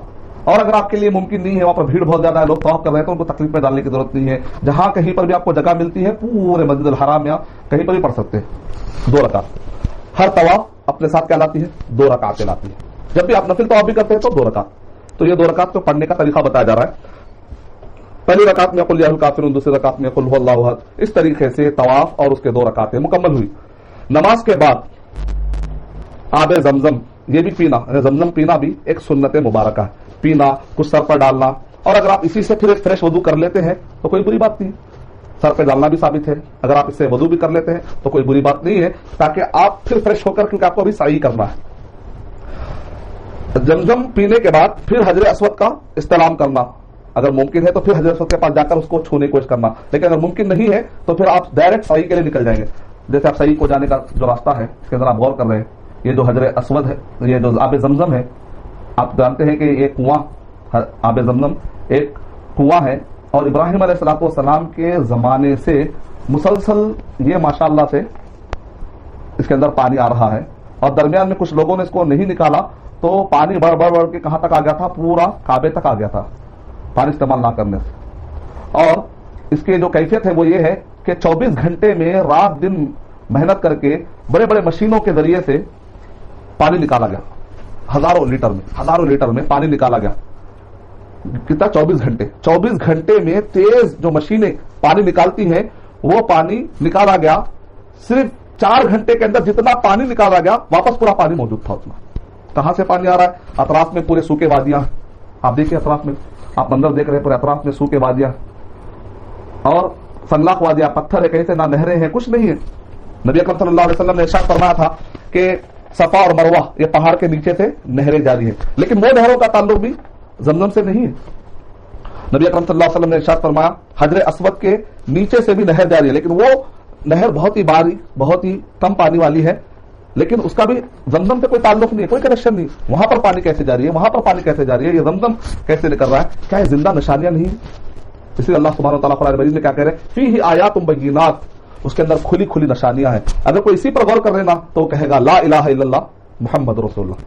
हर इतनी सोच काफी है। आज भी जिंदा मौजज़ा कोई आदमी देखना है तो देख सकता है, ये मौजज़ा अल्हम्दुलिल्लाह। ये हमको इस्लाम की तरफ लाने और इस्लाम पर पक्का अपने आप को अकीदा पक्का करने के लिए काफी निशानी अल्हम्दुलिल्लाह। और ये जमजम ना जाने कितने लोगों को आज तक क्योर कर चुका है, इलाज कर चुका है, मुसीबतों से निकाल चुका है अल्हम्दुलिल्लाह अल्लाह के हुक्म से, और ना जाने कितने लोगों का ईमान वो पक्का कर चुका है अल्हम्दुलिल्लाह। तो जमजम का पानी पीने के बाद करीब में ये हुआ कि बाद लोग जमजम के अंदर कुछ पानी मिला मिलाकर बेच रहे थे।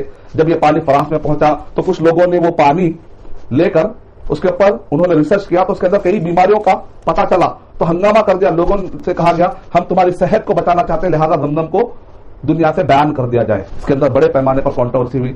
सऊदी गवर्नमेंट, अल्लाह ताला हिफाजत फरमाए इन सारे हुक्काम की, सही अकीदा अफराद की अल्हम्दुलिल्लाह, कि उन्होंने फौरन एक्शन लिया और पानी को मंगवाया गया तो पता चला कि पानी में मिलावट थी। उसके बाद सऊदी गवर्नमेंट से रूल पास हो गया कि हर कोई जाकर कोई भी पानी ले आकर बेचा अगर तो इलीगल होगा, जिस पर सऊदी अरब की तरफ से ट्रस्ट सील रहेगी, सिर्फ वही जमजम का पानी बेचा जा सकता और खरीदा जा सकता, अदरवाइज वो इलीगल रहेगा। जैसा कि आप देखते हैं कि ट्रस्ट सील है ये जमजम।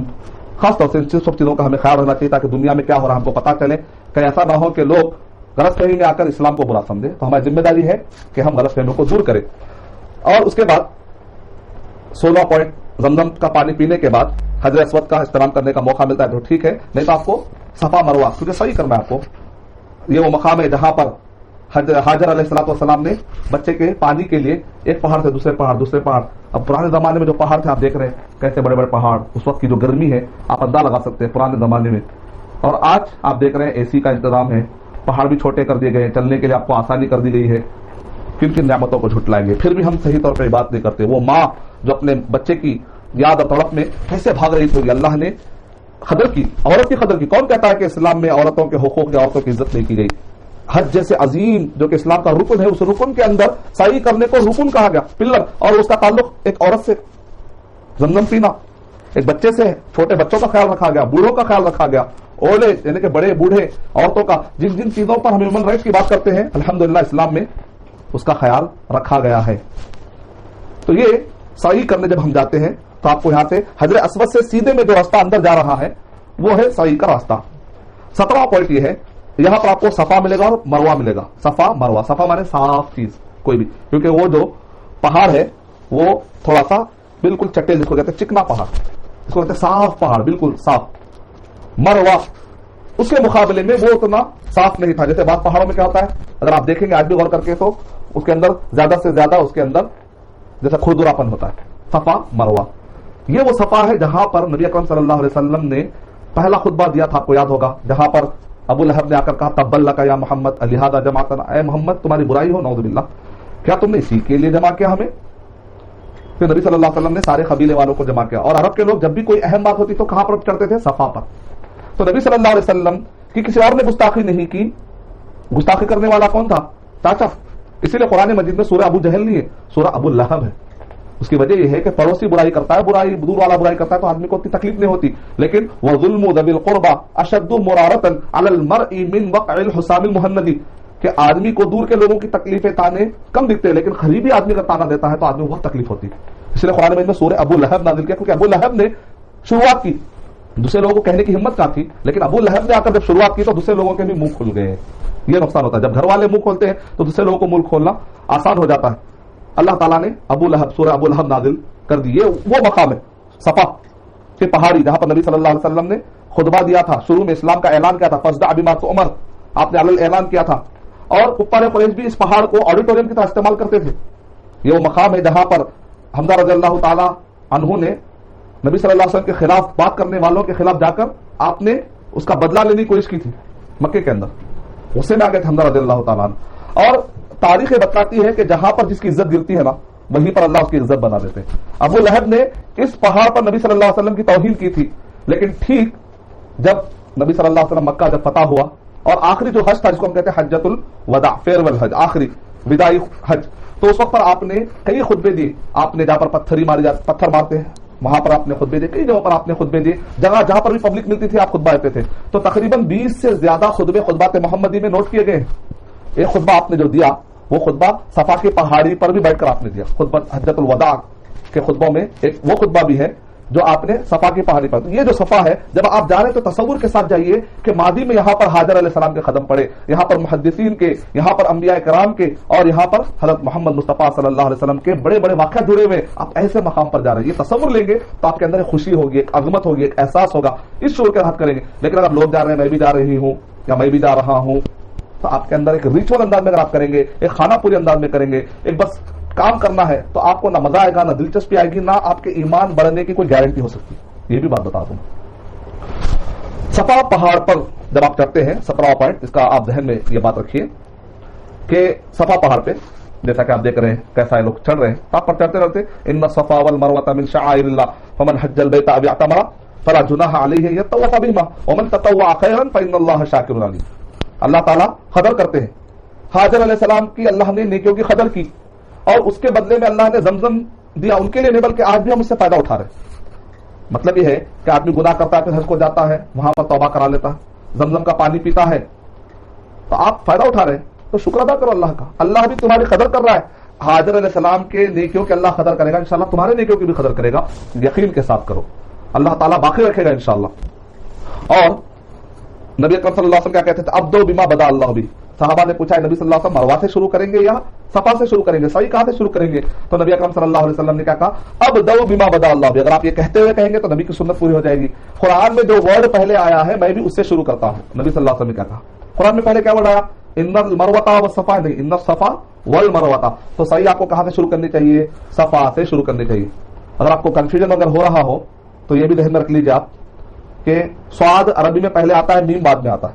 صفا مروہ ایسے بھی آپ یاد رکھ لے سکتے ہیں انشاءاللہ کیسے شروع کرنا. اور صفا سے لے کر مروہ تک جب آپ جاتے ہیں تو یہ ایک چکر ہوتا ہے. اس کو آپ لوگ خاص طور سے نوٹ فرما لیں. کئی لوگ یہ سمجھتے ہیں کہ صفا مروہ پھر مروہ سے صفا آتے، جیسے طواف ہوتا ہے نا، طواف میں تو یہ بھی سمجھتے ہیں یہ بھی ایک چکر ہوگا. چکر سعی کہتے ہیں لمبائی میں چلنا، عربی زبان میں سعی کہتے ہیں لمبائی میں چلنے کو، لمبائی میں. طواف کہتے ہیں گول چلنے کو. تو یہاں پر گول چلنے کا معاملہ نہیں، لمبائی میں چلنا ہے. تو جیسے آپ صفا سے مروہ جاتے ہیں تو ایک چکر ہو گیا، مروہ سے صفا آتے ہیں تو دوسرا چکر ہو گیا. 18واں پوائنٹ، صفا پہاڑی پر چڑھ کر آپ کو کیا کرنا ہے؟ قبلہ رخ ہو جانا ہے. قبلہ اگر کعبہ نظر آتا ہے تو نبی صلی اللہ علیہ وسلم کی سنت ہے کوشش کرے کہ کعبے کو دیکھنے کی کوشش کرے. مروہ پہ جاتے ہیں تو آپ کو کعبہ نظر نہیں آتا. البتہ صفا پر ٹھہرتے ہیں تو وہاں سے کعبہ نظر آنے کا چانس ہے، اگرچہ کے درمیان میں کافی پلرز ہے، لیکن آپ قبلہ رخ ہو کر آپ کو کیا پڑھنا ہے؟ یہ دعا پڑھنا ہے. 3 مرتبہ آپ یہ دہرائیں گے، اللہ اکبر اللہ اکبر لا الہ الا اللہ لا الہ الا اللہ وحدہ لا شریک لہ لہ الملک ولہ الحمد یحیی ویمیت وعلی کل شیء قدیر. لا الہ الا اللہ وحدہ انجز وعدہ ونصر عبدہ وہزم الاحزاب وعدہ. اب ایک ایک ورڈ میں تاریخ ہے. انجز وعدہ جس نے اپنے وعدے کو پورا کیا. جنگ بدر میں اللہ نے وعدہ پورا کیا کہ نہیں کیا؟ نصر عبدہ، احد میں اللہ نے مدد کی کہ نہیں کی؟ وہزم الاحزاب وحدہ، اور جنگ احزاب میں یعنی 3 بڑی جنگیں جو کفار قریش کے ساتھ لڑی گئی ہے، 3 جنگوں کی طرف اشارہ ہے اس میں. اکیلے اللہ نے جو پورے گروپ جمع ہو کر مدینے پر حملہ کیے تھے تو اللہ نے مدد کی کہ نہیں کی؟ مدد کی. ہم اس اللہ سبحانہ و تعالیٰ کا کے لیے آج حج کرنے کے لیے چاہ رہے ہیں. نبی صلی اللہ علیہ وسلم جب آ رہے تھے تو ایک آپ جذبے میں تھے کہ یہاں تک پہنچنے کے لیے کتنی جنگیں کرنی پڑی نبی صلی اللہ علیہ وسلم کو، لیکن آج ہم بڑی آسانی کے ساتھ ٹکٹ لیتے، ویزا لیتے، چلے جاتے. لیکن نبی صلی اللہ علیہ وسلم کو کعبے تک واپس آنے کے لیے کتنی جنگیں کرنی پڑی، یعنی کتنی مرتبہ انہوں نے ستایا، رکاوٹ ڈالنے کی کوشش کی. لیکن نبی صلی اللہ علیہ وسلم کو جب موقع ملا، طاقت ملی تو آپ نے معاف کر دیا آپ نے. یہ ذہن میں اگر آپ رکھیں گے تو آپ کو ایک جذبہ آئے گا. اب کرنا کیا ہے؟ جب صفا سے مروہ جاتے ہیں درمیان میں آپ کو خوب دعائیں کرنا ہے. قرآن پڑھ سکتے ہیں آپ، کچھ بھی دعا کر سکتے ہیں. یہاں پر بھی بعض لوگوں نے من گھڑت دعائیں بنائی ہیں، ہر چکر کے ایک الگ الگ دعا، 7 چکروں کے الگ الگ دعا. ایسا کوئی بھی دعا ثابت نہیں ہے. صفا سے سعی کا آغاز کر کے مروہ پر پہاڑی پر جانا، یہ عمل آپ دہراتے ہیں. پھر مروہ پہ جا کے بھی سیم یہی کام کریں گے آپ. وہاں پر پڑھتے ہیں ان الصفا والمروۃ من شعائر اللہ، پھر آپ وہ دعا پڑھتے ہیں جو میں نے آپ کو بتائی ہے. اس طریقے سے مروہ میں بھی آپ کو قبلے کی طرف رخ کر کے خوب دعائیں کرنا. وہاں پر یہ دعائیں قبول ہونے کی جگہ ہے، اس کو مس نہیں کرنا چاہیے. اب یہاں پر درمیان میں صفا اور مروہ کے درمیان میں نبی صلی اللہ علیہ وسلم کے जमाने में ये जो दरमियान हिस्सा था, यहाँ पर से छोटी सी नहर जाती थी, पत्थरे पत्थरे पत्थरे थे, उसको पार करके जाना पड़ता था। वादी सी ज़ाहिर बात है, पानी आ जा सकता था, पर पानी अगर नहीं होता तो पत्थर पत्थर होते थे, पानी के नुमाया निशान होते थे, तो वहां पर जो है तेज भागने का तरीका था, तेज भागते थे। और छोटे छोटे कंकरियां, उसको कहते हैं रमल। नबी अकरम सल्लल्लाहु अलैहि वसल्लम इतना तेज भागते थे कि आपका की जो चादर मुबारक है वो घुटने तक उठ जाती थी। तो कोशिश करें कि आप इस तरीके से भागने की कोशिश करें। तो ये मर्द हजरात के, आपको जैसा कि मैंने कहा, एक चक्कर होगा सफा से मरवा तक, फिर मरवा से सफा तक ये दूसरा चक्कर शुमार होगा। इस तरीके से आपको ख्याल रखना है। यानी कि इस लिहाज से अगर आप देखेंगे तो मरवा पर आपका 7वां चक्कर खत्म होगा। ये नोट फरमा लिया खासतौर, इस तरीके से भी आप ध्यान में रख सकते हैं। और सही के दौरान आप कुछ भी दुआएं पढ़ सकते हैं। अगर आपके पास हिस्नुल मुस्लिम है और या दुआओं की किताब है, ऑथेंटिक दुआओं की किताब है, अल्हम्दुलिल्लाह वो पढ़ सकते हैं। इस दौरान कोई भी दुआएं साबित नहीं, अलबत्ता एक दुआ एक सहाबी से साबित है, और दुआ के अंदर जो अल्फाज है वो अल्फाज आप नोट फरमा लें, रब्बिग़फिर वरहम इन्नका अंतल अअज़्ज़ुल अकरम। ये नबी सल्लल्लाहु अलैहि वसल्लम से कोई मरफ़ूअन साबित नहीं है, लेकिन उम्मीद है कि सहाबी ने नबी सल्लल्लाहु अलैहि वसल्लम से बयान किया होगा। इसको कहते हैं हुक्म रफ़ा, रफ़ा के हुक्म में है, क्योंकि ये बातें सहाबा की तरफ से नहीं करते थे, ख्याल करते साहबा इकराम। तो बहरहाल ये दुआ पढ़ सकते हैं, इसकी बड़ी फजीलत आई, रब्बिग़फिर वरहम इन्नका अंतल अअज़्ज़ुल अकरम। सही खत्म हो गई। देखिए, मेन चीजों का जो ख्याल रखना है, उम्रे में आप देख रहे हैं मीक़ात पर नियत बांधने का एक ख्याल है, उससे पहले इहराम का एक है, और फिर आप तवाफ करते हैं, पानी पीते हैं, साई करते हैं, उसका बाल कटाते हैं। सिंपल है। तो मैं जो आपको 24 पॉइंट ध्यान में रखने के लिए कह रहा हूं, ताकि सुन्नतें पूरी मिलकर अगर जाती है तो आपकी इबादत जल्दी कबूल हो जाती है। ओवरऑल अगर आप देखेंगे तो कुल मिलाकर 5 चीजों पे आपको नजर रखना है, लेकिन अगर आप डिटेल में जाते हैं तो वो 24 पॉइंट में जाकर फिट होते हैं, जिसका मैंने आपको डिटेल बताने का इरादा किया। अब जब आप साई से फारिग हो जाते हैं तो 23वां काम, 23rd पॉइंट ये है कि साई के बाद मर्दों को सारे सर के बाल कटवाना, मुंडवाएंगे अगर तो ज्यादा फजीलत है। नबी सल्लल्लाहु अलैहि वसल्लम ने क्या इरशाद फरमाया कि अल्लाह पूरे बाल को शेव करने वाला, हलक करने वाले को अल्लाह रहम फरमा। साहबा ने पूछा, ए नबी, कटिंग कराने वालों के बारे में कुछ फजीलत? आपने कहा कि अल्लाह हलक कराने वाले, पूरे सर के बाल को शेव कराने वालों का तो रहम फरमा। साहबा ने कहा, ए नबी अकरम सल्लल्लाहु अलैहि वसल्लम, बाल कटवाने वालों के बारे में भी कुछ? आपने फिर वही दुआ की हलक करने वालों के। चौथे मरतबा में कहा बाल काटने वालों के लिए भी यही फजीलत। आप देख रहे हैं कि बाद लोग बाल काट रहे हैं, बाद लोग, जायज है, कोई अगर बाल काटता है तो अल्हम्दुलिल्लाह जायज है, कोई बुरी बात नहीं, लेकिन आपका सवाब कम हो जाएगा। कोशिश ये करिए कि अपना अकाउंट क़यामत के दिन एक एक नेकी के तड़पेंगे। बीवी भी काम नहीं आएगी, शौहर भी काम नहीं आएगा, कोई काम आने वाला नहीं होता, बेटा काम नहीं आता एक एक नेकी को। तो नेकियों का मौका है तो बस नेकियां कमाएं, इसमें कोई भी नेकी को मामूली ना समझे, ये मेरा पैगाम है इसमें खास तौर से। औरतें क्या करेंगी, अपने चोटी का जो आखिरी हिस्सा होता है, 1 पौर 2 पौर इतना हिस्सा काट लेंगे। बाद लोग क्या करते हैं, मर्द हजरात थोड़े इधर के बाल खैची से इधर से इधर से इधर से इधर से, जैसा कि आप देख रहे हैं, काट लेते हैं, और मान लो थोड़े बाल इधर ले लिए, थोड़े बाल इधर ले लिए, थोड़ी देर। हदीस मुहल्लिक़ीना रुऊसकुम कहा गया, अगर आपका सर इतना ही है तो ठीक है, मैं समझता हूं आपका सर तो मुकम्मल सर को ही आप सर कहते हैं। थोड़े बाल इधर से काट ले रहे हैं, आप इधर से काट ले रहे हैं, इतना तो सर नहीं आपका सर। हदीस में रायतों में क्या वर्ड है, सर पूरे का पूरा या तो हलक करेंगे आप या तो कटिंग करेंगे, का मतलब लाके पूरे सर के बाल आपको काटने हैं। तो पूरी तरीके से आप कटिंग कराएंगे और पूरी तरीके से आप शेव करेंगे, तो ये बहुत जरूरी है खास तौर से।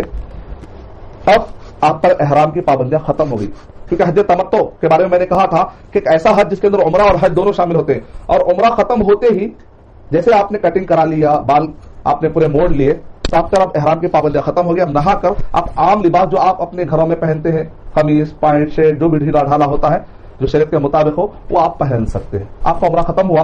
अब हाजी इंतजार करेगा 8 तारीख, 8 ज़िलहिज्जा जो आती है, 1 महीना पहले अगर आप चले गए तो 1 महीने तक, 15 दिन पहले चले गए तो 15 दिन, अगर आप 4-5 दिन पहले गए, जब तक भी आप गए, तो जब तक 8 तारीख नहीं आती आप आम लिबास में रहेंगे। एहराम के दौरान जो पाबंदियां थी, वो पाबंदियां क्या है इंशाल्लाह मैं जिक्र करूंगा आपको बाद में, क्या चीजों पर पाबंदियां हैं, कौन से वाजिबात है, अरकान क्या है, अलग से मैं जिक्र कर दूंगा, ताकि आपको आसानी हो जाए कि किन चीजों से बचना है। और बात चीजों को हम समझते हैं शायद इससे बचना इससे बचना है, ऐसी बात नहीं है। कई चीजें ऐसी है जिसको हम समझते हैं लेकिन अल्हम्दुलिल्लाह उससे रोका नहीं गया, तो उसको कहते हैं मुबाह। तो उसकी फहरिस्त मैं आपको बाद में बताऊंगा। एहराम में किन चीजों से बचना जरूरी है उसकी फहरिस्त बता दूंगा, कौन सी चीजें वाजिबात है, कौन सी चीजें रुकन है, इंशाल्लाह मैं आपको बताऊंगा। एहराम जैसे ही आप बाल काट लेते हैं तो आप एहराम की पाबंदी से बाहर हो जाते हैं। आप एहराम खोल देंगे और पानी नहाकर आप आम लिबास पहन सकते हैं। इस तरीके से अल्हम्दुलिल्लाह उम्रे का तरीका मुकम्मल हुआ। अब इंशाल्लाह हम 8, 9, 10, 11, 12, 13 ज़िलहिज्जा के 6 दिनों में کیا کام کرنا ہے جس کو ہم حج کہتے ہیں، انشاءاللہ وہ سیکھیں گے۔ میں اللہ تعالیٰ سے دعا کرتا ہوں کہ اللہ سبحانہ و تعالیٰ ہمیں عمرہ کرنے کی سعادت نصیب فرمائے، صحیح طریقے سے کرنے کی توفیق عطا فرمائے، آمین وآخر دعوانا الحمدللہ۔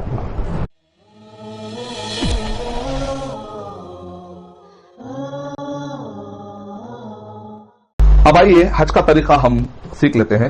حج کے طریقہ سیکھنے کے لیے آپ دماغ سے یہ بات نکال دیجئے کہ 40 دن کے لیے میں جا رہا ہوں تو شاید کہ اتنا بڑا حج ہے کیا، اتنا مشکل ہے کیا 40 دن؟ بات ایسی نہیں ہے۔ پہلے عمرہ ادا کر لیتے ہیں آپ، تو اس کے بعد جب آپ کا حج شروع ہوتا ہے تو کل ملا کے آپ کو دماغ میں رکھنا ہے کہ صرف 6 دن مجھے کانسنٹریٹ کرنا ہے، توجہ صرف 6 دن کے لیے مجھے دینا۔ تو ویسے تو میں آپ کو 25 پوائنٹ بتانے والا ہوں، یہ 6 دنوں کے اندر 25 پوائنٹ جو کرتے ہیں، جو جن چیزوں پر ہم کو خیال رکھنا 25 پوائنٹ ہے، لیکن دن کتنے؟ 6 دن۔ تو آپ پوائنٹ سنتے سنتے ان چیزوں کا بھی خیال رکھیے کہ کچھ پوائنٹس ہے جو 8ویں دن رکھنا ہے خیال آپ کو، کچھ پوائنٹس کا آپ کو خیال رکھنا ہے 9ویں دن، کچھ پوائنٹس کا آپ کو خیال رکھنا ہے 10ویں دن، کچھ پوائنٹس کا آپ کو خیال رکھنا ہے 11ویں دن، 12ویں دن، 13ویں دن، بس سمپل۔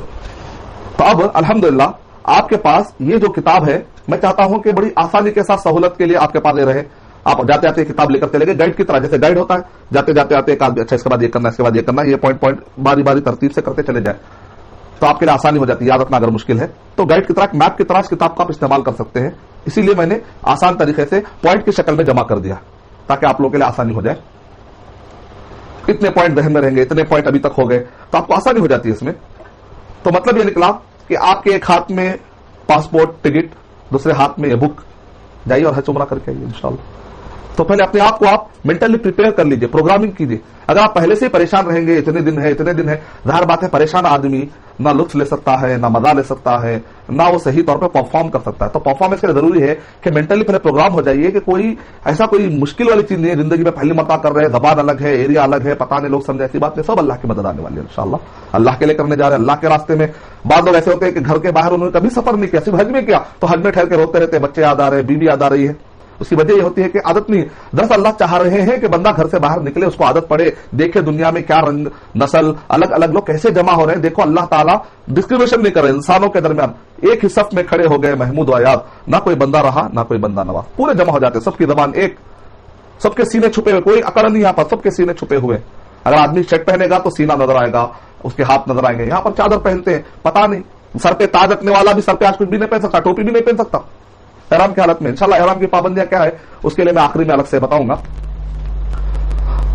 تو سر پہ جب تاج نہیں رہے گا، پتہ نہیں چلے گا کہ بازو، میرے بازو جو ٹھہرا ہوا ہے وہ غریب ہے یا امیر ہے، پتہ ہی نہیں چلتا، کیونکہ سب کا لباس ایک، سب کی زبان بھی ایک، ہو سکتا ہے وہ تمل ہوگا، وہ تیلگو کا ہوگا، وہ افریکانہ کا ہوگا، یورپ کا ہوگا، فرینچ کا ہوگا، لیکن سب کی زبانیں کیا ہو جاتی ہیں؟ لبیک اللہم لبیک، لبیک لا شریک لک لبیک، ان الحمد والنعمت لک والملک لا شریک لک۔ تو آئیے حج کا طریقہ ہم سیکھ لیتے ہیں۔ جب آپ ایکسائٹیڈ ہو چکے ہیں، الحمدللہ مینٹلی آپ کول اینڈ کام ہو چکے ہیں، تو انشاءاللہ میں آگے بڑھنے کی کوشش کروں۔ دیکھیں میں چاہتا ہوں کہ نہ صرف حج ہو جائے بلکہ ساتھ میں ہماری پرسنالٹی ڈیولپمنٹ بھی ہو جائے، ہماری پروگرامنگ بھی ہو جائے، ہمارا ایمان بھی بڑھ جائے۔ صرف حج کا طریقہ ہی سیکھ کر نہ جائے بلکہ ایمان بڑھانے کی باتیں بھی ہو جائے انشاءاللہ، اللہ رسول کی باتیں، برکت والی باتیں، کچھ خیر والی باتیں، اور اپنے آپ کو ارادے کے ساتھ مضبوط کرنے کا ارادہ بھی ہو جائے۔ اور اگر کوئی آدمی حج کو نہیں جا رہا ہے، اگر یہ سیڑھی دیکھے گا تو اس کے اندر جذبہ پیدا ہو جائے، یہ بھی میری خواہش ہے انشاءاللہ۔ تو بڑے مضبوط ارادے کے ساتھ آگے بڑھنے کا نام ہی حج۔ حج کہتے ہیں عزم، ارادہ کرنا، کوئی مضبوطی کا ارادہ کرنا۔ لوگ کہیں گے بھائی یہ پیسہ بچ جائے گا تو تمہارا فلاں بزنس چل پڑے گا، وہ کہتا ہے کوئی بات نہیں، آج میں نے اللہ کے لیے عزم کر لیا۔ ارے ہو سکتا ہے کہ یہ پیسوں سے کوئی تمہارا کام آ جائے، اتنی دور جا کر آؤ گے، اتنے دنوں میں تو تم کافی کما لو گے، فلاں کام ہو جائے گا، دنیا کا فلاں کام ہو جائے گا۔ آپ کہتے ہیں نہیں، میں نے ارادہ کر لیا۔ ایک ایسا چٹان والا ارادہ جس کو کوئی ہلا نہیں سکتا، اس کو کہتے ہیں حاجی کا عزم۔ میرا ارادہ نہیں ہے، زبان الگ ہے، کوئی بات نہیں، میرے رب نے کہا جانا ہے بس جانا، دوسرے گاؤں کو کیوں جانا، دوسرے شہر میں کیوں جانا، یہاں سے بیٹھ کے ارادہ کر لیں گے۔ نہیں ہمیں عادت نہیں ہے، اپنے گھر کے علاوہ سونے کی عادت نہیں ہے، تو عادت ڈالیے۔ اس کو کہتے ہیں حج، مضبوط ارادہ کہ جس کے سامنے دنیا کے سارے مسائل معمولی نظر آتے ہیں، اس کو کہتے ہیں عربی زبان میں حج، ارادہ کر کے جانا، القصد، پکا ارادہ کر کے چلے جانا، اس کو عربی زبان میں کہتے ہیں الحج۔ تو حج تمتع، حج قران، حج افراد۔ افراد کہتے ہیں یعنی حج کی 3 قسمیں۔ افراد نکلا اکیلا، فرد آپ نے سنا ہوگا، ایک انسان کو فرد کہتے ہیں، جماعت کہتے ہیں، فرد ایک سے زیادہ تو اس کو جماعت کہتے ہیں عربی میں، فرد مانے اکیلا، افراد اسی سے نکلا، یعنی کہ اگر کوئی آدمی عمرے کی نیت نہیں کرتا، صرف حج کی نیت کرتا ہے، تو ایک ایسا بھی حج ہوتا ہے جس کے اندر عمرہ نہیں کیا آتا، اس کو کہتے ہیں حج افراد، صرف حج کرتا ہے ایک آدمی، یہ بھی ممکن ہے اسلام میں۔ دوسرا ہوتا ہے حج قران، یعنی آدمی عمرے اور حج دونوں کی نیت ایک ساتھ کرتا ہے، اور عمرہ کرنے کے بعد اپنا احرام کھول نہیں سکتا، कब खोलेगा वो फिर एहराम? पर हज होने के बाद ही खोलेगा। और उसके अंदर कुर्बानी क्या करता है? घर से लेकर जाता है जानवर, इसको कहते हैं क़िरान। जरा मुश्किल काम है, हर एक के लिए बस की बात नहीं है। इसलिए नबी अकरम सल्लल्लाहु अलैहि वसल्लम ने हज इफराद और हज क़िरान को अफजल नहीं कहा। नबी अकरम सल्लल्लाहु अलैहि वसल्लम ने किसको अफजल कहा? हज तमत्तु को। तमत्तु में क्या होता है? फायदा उठाना। उम्रे का एहराम, उम्रा हो गया, आप एहराम खोल दीजिए, फिर हज के दिन आते हैं 8, 9, 10, 11, 12, 13 ये दिनों में फिर आप एहराम बांधते, ये 6 दिनों के अंदर फिर आप काम बजा लाते हैं। तो दरमियान में आप क्या करते हैं? उम्रा और हज के दरमियान थोड़ा सा फायदा उठाते हैं। नबी सल्लल्लाहु अलैहि वसल्लम ने इसको अफजल कहा। क्यों? आप रहमतुल आलमीन है, रहम फरमाने वाले लोग, जिसमें ज्यादा उनको सहूलत मिल जाए और इबादत भी हो जाए, इबादत भी सहूलत भी, अल्हम्दुलिल्लाह। हज तमत्तु अफजल है। इंडिया के अक्सर जाने वाले जनरल 99% लोग सब हज तमत्तु करते हैं, क्योंकि यहां से कुर्बानी का जानवर ले जाना जाहिर बात है आज के दौर में मुश्किल है, तो इस वजह से हज तमत्तु अफजल भी है। चलो उसी का तरीका हम सीखते हैं। उम्रे का तरीका आपने सीख लिया। अब हज के तरीके में आपको 6 दिनों में जो चीजें कॉन्सेंट्रेट करना है, पहला पॉइंट आपको यह ध्यान में रखना है कि जब आप हज शुरू करते हैं तो आपको फिर से एहराम बांधना पड़ता है। ये 8 दिन जिसको यौम तरविया भी कहते हैं। तरविया माने के रब्बा युरब्बी तरविया, पानी पिलाना। क्योंकि अरब के लोग क्या करते थे? अरे भाई आने वाले दिनों में ऊंटों को पानी पिला के रखते थे ताकि सवारी करने में आसानी हो जाए। जानवरों को पानी पिलाया करते थे ताकि सवारी करने में आसानी हो जाए, क्योंकि चलना फिरना है, पानी पिलाते थे ताकि अपने जानवरों को मजबूत रखे, सवारी के लिए आसानी रखे। इसको कहते हैं यौम तरविया। 8वां जिलहिज्जा की 8वीं तारीख। एहराम कहां से बांधते हैं? मीकात जाने की जरूरत है। जो 5 मीकात है, जैसा कि आप देख रहे हैं, ये मक्के के अतराफ में 5 मीकात है। उम्रे में तो इसमें मीकात से गुजरते वक्त आपको यहां से एहराम बांधना होता है, लेकिन आपको हज के लिए फिर मीकात जाने की जरूरत नहीं है। आप मक्के में मौजूद है तो जो घर में आप मौजूद है वहीं पर आप पानी नहाएंगे। जैसा कि इससे पहले आपने उम्रे के वक्त क्या किया था? एहराम बांधने से पहले जरूरत हो तो बाल काट ले, जिस्म पर खुशबू लगा सकते हैं। नबी सल्लल्लाहु अलैहि वसल्लम की सुन्नत है जिस्म पर खुशबू लगाना। कोशिश करे कि मजबूत धातु वाली कोई चीज ना हो कि बाद में हाथ लगने से फिर वो खुशबू भर के, क्योंकि एहराम के दौरान कोई खुशबू नहीं लगाने का है। अब खुशबू नहीं लगाने का मतलब यह है कि वो जो खुशबू हासिल करने के मकसद से लगाई जाती है। मिसाल के तौर पे आप चाय पी रहे, चाय में भी आपको पत्ती की भी खुशबू आती है, फिर आप चाय नहीं पीएंगे। खाने में चावल में खुशबू आती है, फिर चावल नहीं खाएंगे। आखिर में सिर्फ पानी पी के कैसे रहेंगे? पुदीना खा रहे, खुशबू आ रही नहीं, ये तो नेचुरल चीजें हैं जिसकी खुशबू आना है, लेकिन वो जिनका मकसद ही खुशबू हासिल करना होता है। जैसे कि खुशबू वाला साबुन, टिश्यू पेपर इस्तेमाल करते हैं, उसके अंदर भी खुशबू वाला इस्तेमाल नहीं करें, नॉर्मल इस्तेमाल करेंगे। साबुन इस्तेमाल करते हैं तो कोशिश करें कि खुशबू वाला उसमें ना रहे, नॉर्मल मिलते हैं बगैर खुशबू वाले भी, उन दिनों में ख्याल रखें खासतौर से। यानी खुशबू हासिल करने के मकसद से खाने में खुशबू आ रही है, शरबत में खुशबू आ रही है, वो मना नहीं है, उससे नहीं रोका गया, वो तो नेचुरल है। लेकिन जो बाकायदा मकसद ही जिसका खुशबू होता है, वो सारी चीजें आप एहराम के दौरान इस्तेमाल नहीं कर सकते। लेकिन एहराम बांधने से पहले जिस्म पर खुशबू लगाना साबित है। आप एहराम बांधते हैं और अपने घर से ही हज की नियत करते हैं, तो क्या कि घर ही आपका मीकात हो गया, अलग से आपको मीकात जाने की कोई जरूरत नहीं है। और ये पहला पॉइंट है कि आप अपनी क़यामगाह से 8वीं तारीख को नियत करेंगे। 8वीं तारीख को कई 7 को 6 को कर लेंगे आप, तो ऐसी बात नहीं। हाँ, अलबत्ता अगर आपको पहले लेकर चले जा रहे हैं सहूलत के लिए तो अलग बात है, लेकिन आपको 8 ही से शुमार करना है कि भाई असल सुन्नत के मुताबिक तो 8 जिलहिज्जा है। दूसरा पॉइंट जो आपको ध्यान में रखना है वो ये है कि एहराम बांधने से पहले आप गुस्ल करेंगे, जरूरत हो तो आप अपने बाल, जो चीज जायज है जिसके इस्तेमाल काटने की इजाजत दी गई है, वो काट लेंगे। जिस्म पर खुशबू आप लगा सकते हैं। एहराम के कपड़ों पर खुशबू ना लगाए। औरतें ना कपड़े पर खुशबू लगाए ना जिस्म पर। औरतों के लिए तो जायज नहीं है कि वो घर से जब बाहर निकले तो खुशबू लगाए, तो लिहाजा उसकी इजाजत नहीं है, बचना चाहिए। और अगर खुशबू इन दिनों में अगर आपको मुयसर नहीं आती तो बेचने की जरूरत नहीं है।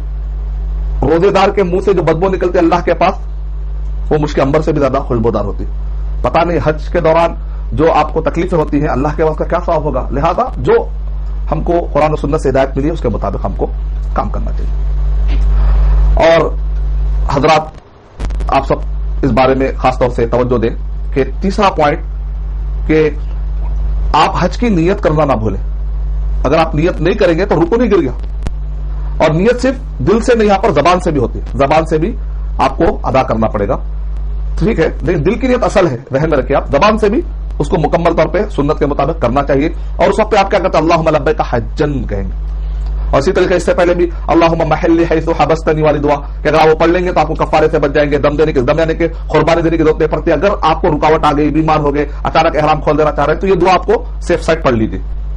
अल्लाहुम्मा हादिही हज्जतुन ला रिया फीहा वला सुमा, ये भी दुआ पढ़ना साबित है, ये भी दुआ पढ़ सकते हैं। यानी कि दुआओं में तलबिया पढ़ते, लब्बैक अल्लाहुम्मा लब्बैक लब्बैक ला शरीका लक लब्बैक इन्नल हम्दा वन निअमता लक वल मुल्क ला शरीका लक, ये दुआ पढ़ते हैं। ये भी दुआ आप कर सकते हैं, मुख्तलिफ दुआ पढ़ सकते हैं नबी सल्लल्लाहु अलैहि वसल्लम से। ये भी दुआ, कभी ये भी दुआ पढ़ लीजिए, अल्लाहुम्मा लब्बैक अल्लाहुम्मा हादी हज्जतुन ला रिया फीहा वला सुमआ, ऐ अल्लाह ये हज से मेरा मकसद रियाकारी नहीं है। बाद लोग कहते हैं अलहाज हाजी खासतौर से लिख लेते हैं, इससे रियाकारी का अंदेशा है। तो लिहाजा बहरहाल अगर कोई पूछता है तो बताने में कोई हर्ज नहीं, लेकिन बाकायदा इसको लक़ब के साथ खासतौर से लोग दिल में ख्वाहिश होती है तो रियाकारी के जरिए से अपने अमाल को बर्बाद ना कर। हम कहते हैं फला दुश्मन है, फला दुश्मन है, फला दुश्मन है, ऐ अल्लाह दज्जाल के फितने से बचा। यकीनन दज्जाल के फितने से पनाह मांगनी चाहिए, लेकिन दज्जाल कब आएगा अल्लाह को मालूम है, अल्लाह बेहतर जानता है। लेकिन जो नफ्स हमारा लगा हुआ है ना, नफ्स ये तो 24 घंटे लगा हुआ है हमें। इसलिए नबी अकरम सल्लल्लाहु अलैहि वसल्लम क्या कहते थे, वनऊज़ु बिल्लाहि मिन शुरूरि अनफुसिना, ऐ अल्लाह दूसरे आदमी आके नुकसान बाद में पहुंचाएगा, लेकिन पहले नुकसान कौन पहुंचाता है? आदमी का अपना नफ्स। ऐ अल्लाह मिन सय्यिआति अमालिना, हमारे बुरे गुनाहों से हमको बचा। आदमी अपने अमल का दुश्मन, सबसे ज्यादा आदमी अपने अमल का दुश्मन खुद है। कोई दूसरा आदमी आके उसके अमल को बर्बाद करेगा तो बहुत मुश्किल है, लेकिन एक आदमी अपने अमल का दुश्मन तो खुद है। वो रियाकारी करेगा पूरा हज देखकर, इसीलिए कहा गया पूरा अमल जो भी बात करते हैं किसके लिए करना चाहिए? अल्लाह, किसके बतलाए तरीके के मुताबिक करना चाहिए? मोहम्मद सल्लल्लाहु अलैहि वसल्लम के बतलाए तरीके के मुताबिक। जो भी अमल करेंगे आप ये 2 शर्तें मुकम्मल कर लीजिए, आपका अमल कबूल, वरना मुंह पे मार दिया जाएगा। अल्लाह हिफाज़त फरमाए। इखलास अल्लाह के लिए करिए, इत्तिबा मोहम्मद सल्लल्लाहु अलैहि वसल्लम के बतलाए हुए तरीके के मुताबिक करना चाहिए। और आपको मैंने जो पॉइंट बताया उसमें से 5वां पॉइंट ये है कि आप ये दुआ पढ़ सकते हैं, अल्लाहुम्मा हाज़ी हज्जतुन ला रिया फीहा वला सुमआ। 6वां पॉइंट, अब आप मक्के से निकल के जाते कहां हैं? आप काबे के पास नहीं जाते, हालांकि काबा की बड़ी फजीलत है, वहां नमाज पढ़ने की बड़ी फजीलत है। एक हाजी कहेगा मैं मक्का छोड़कर क्यों जाऊं? नहीं, नबी की सुन्नत है, जाना पड़ेगा आपको। मैं ये नहीं कह सकता कि काबे के पास नमाजों का सवाब ज्यादा मैं छोड़ के जाता, नहीं, आपको मीना, आप ये देख रहे हैं जैसा एक मक्का एक सिटी है, उसी तरह मीना भी एक जगह है, मुजदलिफा एक जगह है, अरफात एक जगह है। मक्का, मीना, मुजदलिफा, अरफात।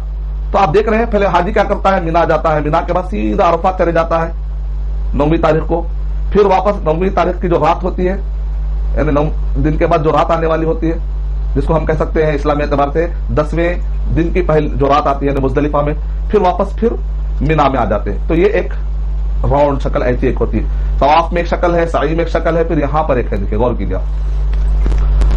यानी आप ये पॉइंट्स को ध्यान में रखिए कि 6वां पॉइंट ये है कि आदमी मक्के से कहां चला आता है? मीना की तरफ चला जाता है। कोशिश ये करिए कि जोहर से पहले पहुंच जाए आप, क्योंकि आपको जोहर की नमाज अदा करनी है। जोहर को जोहर के टाइम पे अदा करेंगे आप, असर को असर के टाइम पे अदा करेंगे। अलबत्ता 2 रकात जोहर की पढ़ेंगे आप, 2 रकात असर की पढ़ेंगे, तो कसर कहते हैं। जमा नहीं करेंगे इसमें, क्योंकि नबी सल्लल्लाहु अलैहि वसल्लम से जमा करना साबित नहीं, अलबत्ता कसर करना साबित है। क्या मतलब है? यानी जोहर को जोहर के टाइम पे पढ़ेंगे, असर को असर के टाइम पे पढ़ेंगे, लेकिन जोहर कितनी पढ़ेंगे? 2 रकात। अगर कोई मीना का रहने वाला ही हो, मान लीजिए कि एक आदमी जो मीना में रहता है, रात दिन मीना में रहता है, लेकिन वो हज के दिनों में वो भी नमाज पढ़ना है, तो क्या पड़ेगा? 2 रकात ही पड़ेगा। क्यों? इसलिए कि वो ये नहीं कहेंगे तो मेरा मकाम है ना, नहीं, यह नबी सल्लल्लाहु अलैहि वसल्लम की सुन्नत है, इतनी बड़ी अहमियत है। देखिए हम ये नहीं कह सकते कि नबी सल्लल्लाहु अलैहि वसल्लम की सुन्नत है कहकर कई चीजों को छोड़ देंगे। नबी सल्लल्लाहु अलैहि वसल्लम की सुन्नतें बाद वाजिब है, जैसे कि आप फर्ज नमाज पढ़ा करते थे, नबी सल्लल्लाहु अलैहि वसल्लम का तरीका भी था और हुक्म भी दिया आपने फर्ज। तो ऐसे कई सुन्नतें हैं जिसका आपने हुक्म भी दिया साथ में, तो हम ये नहीं कह सकते सुन्नत है, सुन्नत साथ में अगर हुक्म है तो फर्ज भी हो जाता है। और कई सुन्नतें मुअक्कदा है, सही सुन्नतें नाफिला है, गैर मुअक्कदा है। तो बहरहाल सुन्नतों की अपनी जगह पर बड़ी अहमियत है। तो जो तरतीब से आपने क्या, तरतीब का ख्याल रखिए, कोशिश करिए। खुदू अन्नी मनासिककुम, नबी सल्लल्लाहु अलैहि वसल्लम ने क्या कहा? अपनी तरफ से, मेरी तरफ से जो भी है तरीके सीख लो। हम अपनी तरफ से नए नए अक्ल लड़ाकर नए नए तरीके नहीं निकालेंगे, बिदातें नहीं निकालेंगे। तो 8 तारीख को आपको क्या करना है? मक्के से निकल के मीना चले जाना है। वहां जाकर आप पढ़ेंगे इशा को अपने टाइम पर, मगरिब को अपने टाइम पर, जोहर को अपने टाइम पर और असर को अपने टाइम पर। जोहर की नमाज अदा करेंगे, सारी नमाजें अपने अपने वक्त पर अदा करेंगे, खसर के साथ अदा करेंगे। आप देख रहे हैं मीना के अंदर मस्जिद है, मस्जिद खैफ, ये मस्जिद खैफ आपको नजर आ रही है। इसके बारे में आता है कि 70 नबियों ने यहां पर माशाल्लाह नमाज पढ़ी है। वो मकाम है 70 नबी, आप एक ऐसे मकाम पर है जहां पर 70 नबी गुजरे हैं। यहां पर अल्लाहु अकबर, तसव्वुर कर सकते हैं। एक तसव्वुर लेकर अगर आप जाएंगे ना, तो तब जाकर आप हज का जो लेसन है, जो एसेंस है, उससे जो फायदा निकालना है, जो ईमान मजबूत करना है, जो अमल मजबूत करना है, अपनी पूरी जिंदगी जो कहते हैं कि काया पलट के रख दी। जैसे कहा कि जब लौटेगा वापस तो ऐसा लौटेगा जैसा कि दुनिया बच्चा है तो कोई गुनाह नहीं होता ना, उस तरीके से लौटेगा। इसको कहते हैं हज्जे मबरूर। अल्लाह ताला हमको वो हज्जे मबरूर और मकबूल अता फरमाए। बहुत अच्छा आपके लिए 8वां दिन समझ में आ गया आपको। रात भी आप यही गुजारते हैं। बाद उलमा ने कहा रात भी गुजारना वाजिब है, कहा फर्ज है, कहा नहीं, अगर किसी से छूट भी जाता, देखिए आपको और आसान कर दे रहे हैं। अगर इनकेस आपसे नहीं हो सका, पहुंचने में देरी लगी, आप 8 को बिल्कुल नहीं पहुंच सके, तो घबराने की जरूरत नहीं है। آپ مکہ سے سیدھا 9 تاریخ کو صبح صبح فجر پڑھ کے بھی ڈائریکٹ عرفات کو بھی چلے جاتے ہیں. حج مینا کے دن آپ گئے نہیں سمجھے تب بھی کوئی گناہ والی بات نہیں, کیونکہ سنتیں چھوٹی آپ سے, بس کوئی فرض چیز نہیں چھوٹی آپ سے, کوئی واجب چیز نہیں چھوٹی. بعض علماء نے کہا نہیں مینا میں ٹھہرنا 8 تاریخ کو رات میں رکن ہے, لیکن اس کی کوئی دلیل نہیں ہے, آتھینٹک کوئی ثبوت نہیں ہے, آتھینٹک ثبوت نہیں.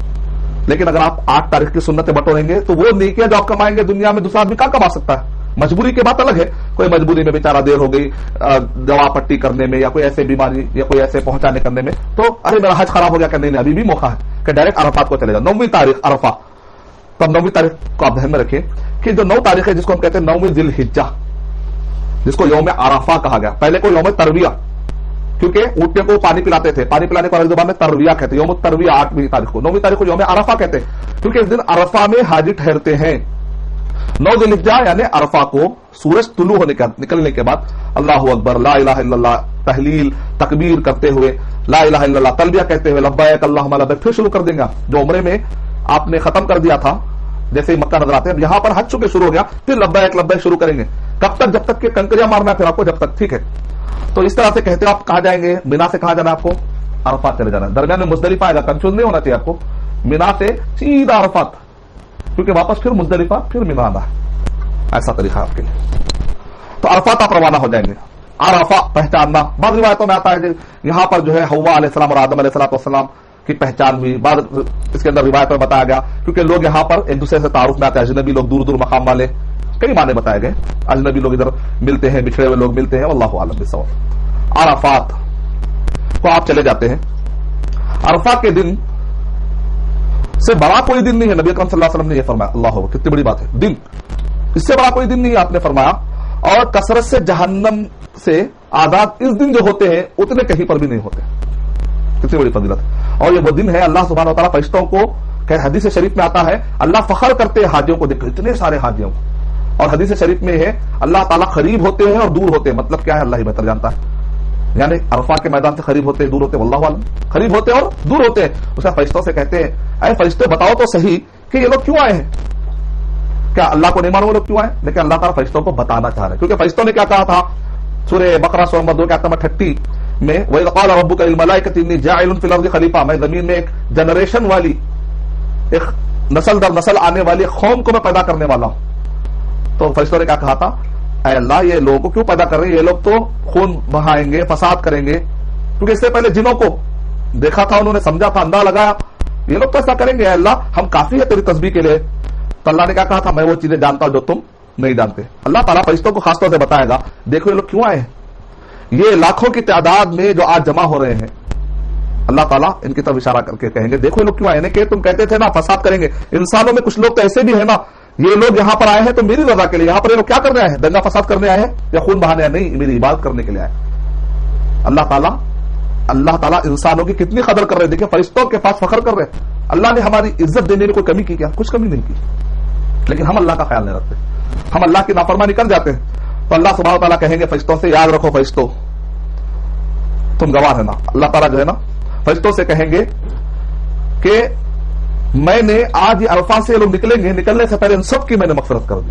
اللہ اکبر, کتنی بڑی فضیلت. اللہ تعالیٰ ہم سب کو بار بار عرفہ جانے کی توفیق عطا فرمائے اور یہی پروانہ اور مجدہ لے کر, خوشخبری لے کر لوٹنے والا اللہ ہم کو بنائے, آمین. اس کو کہتے ہیں یوم عرفہ, بڑا رکن ہے, بہت اہم چیز ہے. 8واں پوائنٹ جو آپ کو ذہن میں رکھنا ہے, یعنی عرفہ کے دن 9ویں تاریخ جو ہے, کہ عرفہ کے دن چاہے تو آپ روزہ رکھ سکتے ہیں, چاہے تو روزہ چھوڑ بھی سکتے ہیں. ایک حدیث شریف ہے روزہ رکھنا منع ہے, لیکن وہ حدیث شریف ترمذی کی صحیح نہیں, آتھینٹک نہیں ہے. تو لہٰذا کئی لوگ کنفیوز رہتے ہیں, رکھ بھی سکتے ہیں آپ, نہیں بھی رکھ سکتے, آپ کی مرضی ہے. لیکن علماء کہتے ہیں کہ آپ روزہ رکھیں گے تو کمزور ہو جائیں گے, عبادت نہیں کر سکیں گے, تو آپ کھائیے اور پیئے اور اچھی بات کیجیے کہ اس میں دعا قبول ہونے کا, یعنی کہ یہاں پر دعا کی بہت زیادہ اہمیت ہے. ویسے بھی آپ جانتے ہیں کہ یہ شروع کے جو 9 دن ہیں قرآن مجید میں جس کو ولیال عشر کہا گیا, جس کو ذی الحجہ کے شروع کے جو 9 دن ہے بڑی فضیلت ہے 10 دنوں کی. اس میں تکبیر کریں گے تو اللہ تعالیٰ نے کیا ارشاد فرمایا, اگر کوئی جہاد کو جائے گا تو وہ بھی وہ مقام نہیں پا سکتا جو تسبیح کرنے والے یہ 10 دنوں میں مقام پاتے. صحابہ نے کہا اے نبی صلی اللہ علیہ وسلم جہاد والا بھی نہیں, کوئی عمل نہیں, کوئی نہیں, ہاں سوائے وہ جو کہ اللہ کی راہ میں نکلتا ہے اور اپنے مال اور اپنی جان, لیکن پھر واپس نہیں لوٹتا ہے, یعنی کہ شہید ہو جاتا ہے, تو صرف وہی آگے جا سکتا ہے, ورنہ تسبیح کرنے والا سب سے آگے نکل جاتا ہے. تو گویا کہ مطلب یہ کہ اگر آپ روزہ رکھیں گے تو اس سے زیادہ فضیلت والی چیز ہے کہ آپ کھا پی کر اچھی عبادت کریں تاکہ آپ کی دعاؤں میں خلل نہ آئے. بھوکے رہیں گے دعا نہیں کر پائیں گے. دعاؤں کی بڑی فضیلت ہے اور سارے انبیاء کرام کی یہاں پر دعا بتائی گئی. افضل ما قلت انا والنبیون, اس دن دعا کرتے ہیں اور دعا کرنا ثابت ہے. 9واں پوائنٹ جو آپ کو ذہن میں رکھنا ہے وہ یہ ہے کہ میدان عرفات میں داخل ہونے سے پہلے, اب میدان عرفات آپ یہ دیکھ رہے ہیں یہ میدان ہے, بہت بڑا میدان, اس کے اندر ایک وادی نمرا ایک ہے, اسی کے نام پر مسجد نمرا, جو وادی نمرا میں جو مسجد بنائی گئی اس کا نام ہے نمرا. تو کیا ہے کہ آپ جب عرفہ میں جاتے ہیں تو کوشش یہ کریں کہ وادی نمرا میں بھی تھوڑی دیر قیام کریں. اب اکثر لوگوں کو ٹائم نہیں ملتا کیونکہ 10-12 روڈ ہوتے ہیں, کوئی روڈ ادھر لے آ کر چھوڑ رہی, کوئی ادھر لے آ کر چھوڑ رہے, آپ دیکھ رہے ہیں کہ کیسے قافلے جا رہے ہیں, تو ہمیشہ اتنی دور سے پھر آنا مشکل ہوتا ہے. تو لہٰذا آنے کی کوشش نہ کریں, ملتا ہے مسجد میں آنے کا موقع تو ٹھیک ہے, ورنہ عرفات میں آپ جہاں کہیں پر بھی ہو الحمدللہ وہاں رہ کر آپ عبادت کر سکتے ہیں اور انشاءاللہ آپ کو نیت کے مطابق اجر ملے گا. وادی نمرا میں قیام کریں اگر وہاں پر. پھر اس کے بعد جب آپ ظہر کا وقت ہوتا ہے تو میدان عرفات میں امام حج کا خطبہ سنیں. خطبہ ہوتا ہے جیسے جمعہ میں خطبہ ہوتا ہے, کوئی بھی دن عرفہ کا دن آ جائے لیکن امام صاحب خطبہ دیتے ہیں, یعنی کہ اس کے لیے خاص ایک سنت ہے. اور ظہر اور عصر کو یہاں پر جمع کر دینا ہے اور 2 رکعت پڑھنا ہے, 2 رکعت پڑھنا ہے, یہ خاص طور سے سنت ہے. تو 2 رکعت آپ جمع کریں, 1 اذان اور 2 اقامت کے ساتھ. امام صاحب با جماعت قصر کر کے 2 رکعت کر کے آپ ادا کریں گے. اگر امام صاحب کے پیچھے جانا مشکل ہے, مسجد میں جا کر پڑھنا مشکل ہے, تو اپنے ٹینٹ میں بھی اس طریقے سے آپ 2 رکعت کر کے ادا کر سکتے ہیں. یہ سارے پوائنٹ آپ اچھی طریقے سے اگر آپ سمجھ جائیں گے تو اس کے بعد کیا کرنا ہے, ظہر اور عصر پڑھ لینے کے بعد آپ کو مغرب تک کافی ٹائم ہے. اس کا فائدہ یہ ہے کہ آپ وضو ٹوٹ جائے گا تو پھر آپ کو جانا آنا, اللہ نے کتنی سہولت دے دی بھیڑ بھاڑ میں. آپ عصر پڑھ لیا, اب آپ کی ذمہ داری ختم. اب ظہر میں آپ نے چونکہ عصر پڑھ لی تو آپ کو مغرب تک سکون ہے, یہاں تک آپ دعائیں کریے, قرآن مجید پڑھیے. کچھ لوگ آرام کرتے ہیں الحمدللہ, کچھ دیر اگر آرام کر لیتا, کوئی آدمی دور سے آیا ہوا ہے, دھوپ میں ہے, پہلی مرتبہ عرب کے ڈیزرٹ میں پرابلم ہو رہا, پریشانی ہو رہی ہے, اگر کوئی آدمی تھوڑا بہت آرام کر کے پھر, تاکہ مقصد اس کا یہ ہے کہ اچھی طرح سے کچھ کھا کے پھر عبادت کرو, تو الحمدللہ کوئی بری بات نہیں ہے. سونا بھی ایک عبادت ہے, کوئی بری بات نہیں. ظہر اور عصر کی نماز ادا کرنے کے بعد عرفات میں داخل ہو جائے آدمی. نمرا میں اگر ہو تو اس کو کیا کرنا چاہیے, فوراً عرفات میں آ جانا چاہیے, کیونکہ عرفات وادی مسجد جو نمرا کی جو مسجد ہے اس کا سامنے کا جو حصہ ہے وہ عرفات میں نہیں ہے. کئی لوگ وہیں پر بیٹھے رہتے ہیں, وہیں پر لوگ بیٹھے ہوئے رہتے ہیں, اس لیے چاہیے کہ وہاں پر اس لیے لائٹ بھی لگا دیں. آپ دیکھ رہے ہیں یہ مسجد نمرا ہے, اس کے اندر ہرے لائٹ لگائے. مطلب کیا ہے, یہ باؤنڈری ہے, اسی کے باہر اگر آپ گزاریں گے, اندر اگر نہیں آئیں گے مسجد کے, ٹھنڈا ہے یہاں پر, لوگ نہیں بیٹھ جائیں گے, تو آپ کا حج بھی ادا نہیں ہو سکتا. پھر عرفات کے اندر آنا ضروری ہے. آپ عرفات میں آ جائیں بہرحال, لیکن احتیاط یہ کریں کہ آپ عرفات میں چلے جائیں. اگر آپ کو وادی نمرا کہاں ہے, مسجد نمرا کہاں ہے, سمجھ میں نہیں بھی آ رہا ہے تو کوئی مسئلہ نہیں ہے. جبل رحمت کے دامن میں بھی آپ جا سکتے ہیں. جبل رحمت کے دامن میں جا کر بھی آپ, یا جہاں کہیں پر بھی جگہ میسر ہو وہاں پڑھنا, اور قبلے کی طرف رخ کرنا. درمیان میں جبل رحمت کو آپ رکھ سکتے ہیں, ہاتھ بلند کر کے قرآنی نبوی دعائیں آپ پڑھ سکتے ہیں, تکبیر تحلیل تلبیہ سب پڑھ سکتے ہیں, دعائیں کر سکتے ہیں. اور اس دن آپ کو زیادہ سے زیادہ دعا پڑھنا ثابت ہے. سارے انبیاء کرام نے دعا پڑھی, اللہ اکبر لا الہ الا اللہ وحدہ لا شریک لہ لہ الملک ولہ الحمد وعلی کل شیء قدیر.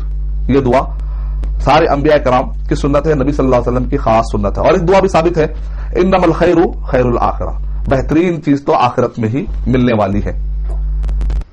اب یہاں پر اگر کوئی آدمی لیٹ ہو گیا کسی بھی وجہ سے, ہوتے ہوتے ہوتے ہوتے مغرب میں بھی آ نہیں سکا, عرفات کو پہنچ نہیں سکا بیچارہ, ایمرجنسی والوں کے پھر مغرب میں پہنچ نہ سکا, تو اس کے لیے اجازت ہے کہ وہ اگر عرفہ کی رات میں بھی سورج طلوع ہونے سے پہلے, اگر کوئی آدمی سورج طلوع ہونے سے پہلے بھی اگر وہ پہنچ چکا ہو تو اس کا رکن ادا ہو جائے گا.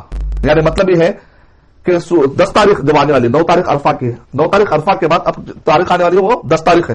یہ 10 تاریخ کی جو سورج طلوع ہے, فجر کا جو ٹائم ہوتا ہے وہ فجر کا ٹائم ہونے سے پہلے 10 تاریخ کو طلوع فجر سے پہلے, سورج کا خیال کرتے نہ بیٹھے, اگر 10 تاریخ کا فجر طلوع ہونے سے پہلے بھی اگر آپ کو تھوڑی دیر بھی, آدھا گھنٹہ 15 منٹ بھی عرفہ کا مل گیا تو ایمرجنسی میں وہ بھی جاتے, جان بوجھ کے ایسے حالات نہ لائیں کہ دن کا ٹائم بھی نہیں رہ رہے آپ, تو دن کے کتنے بڑی فضیلتیں چھوٹ گئی آپ کی, کتنی نمازیں چھوٹ گئی آپ کی, دن کے جو ہے آپ وہاں پر پہنچ نہیں سکے, وہ جو بھلائیاں اور وہ سارے لوگوں نے مل کر لی وہ چھوٹ گیا آپ سے. بہرحال اگر کوئی رات میں آ کر بھیڑ کی وجہ سے یا کسی بھی مجبوری کی وجہ سے رات میں تھوڑا ٹائم گزار لیتا ہے تو اس کا حج ابھی بھی مل گیا.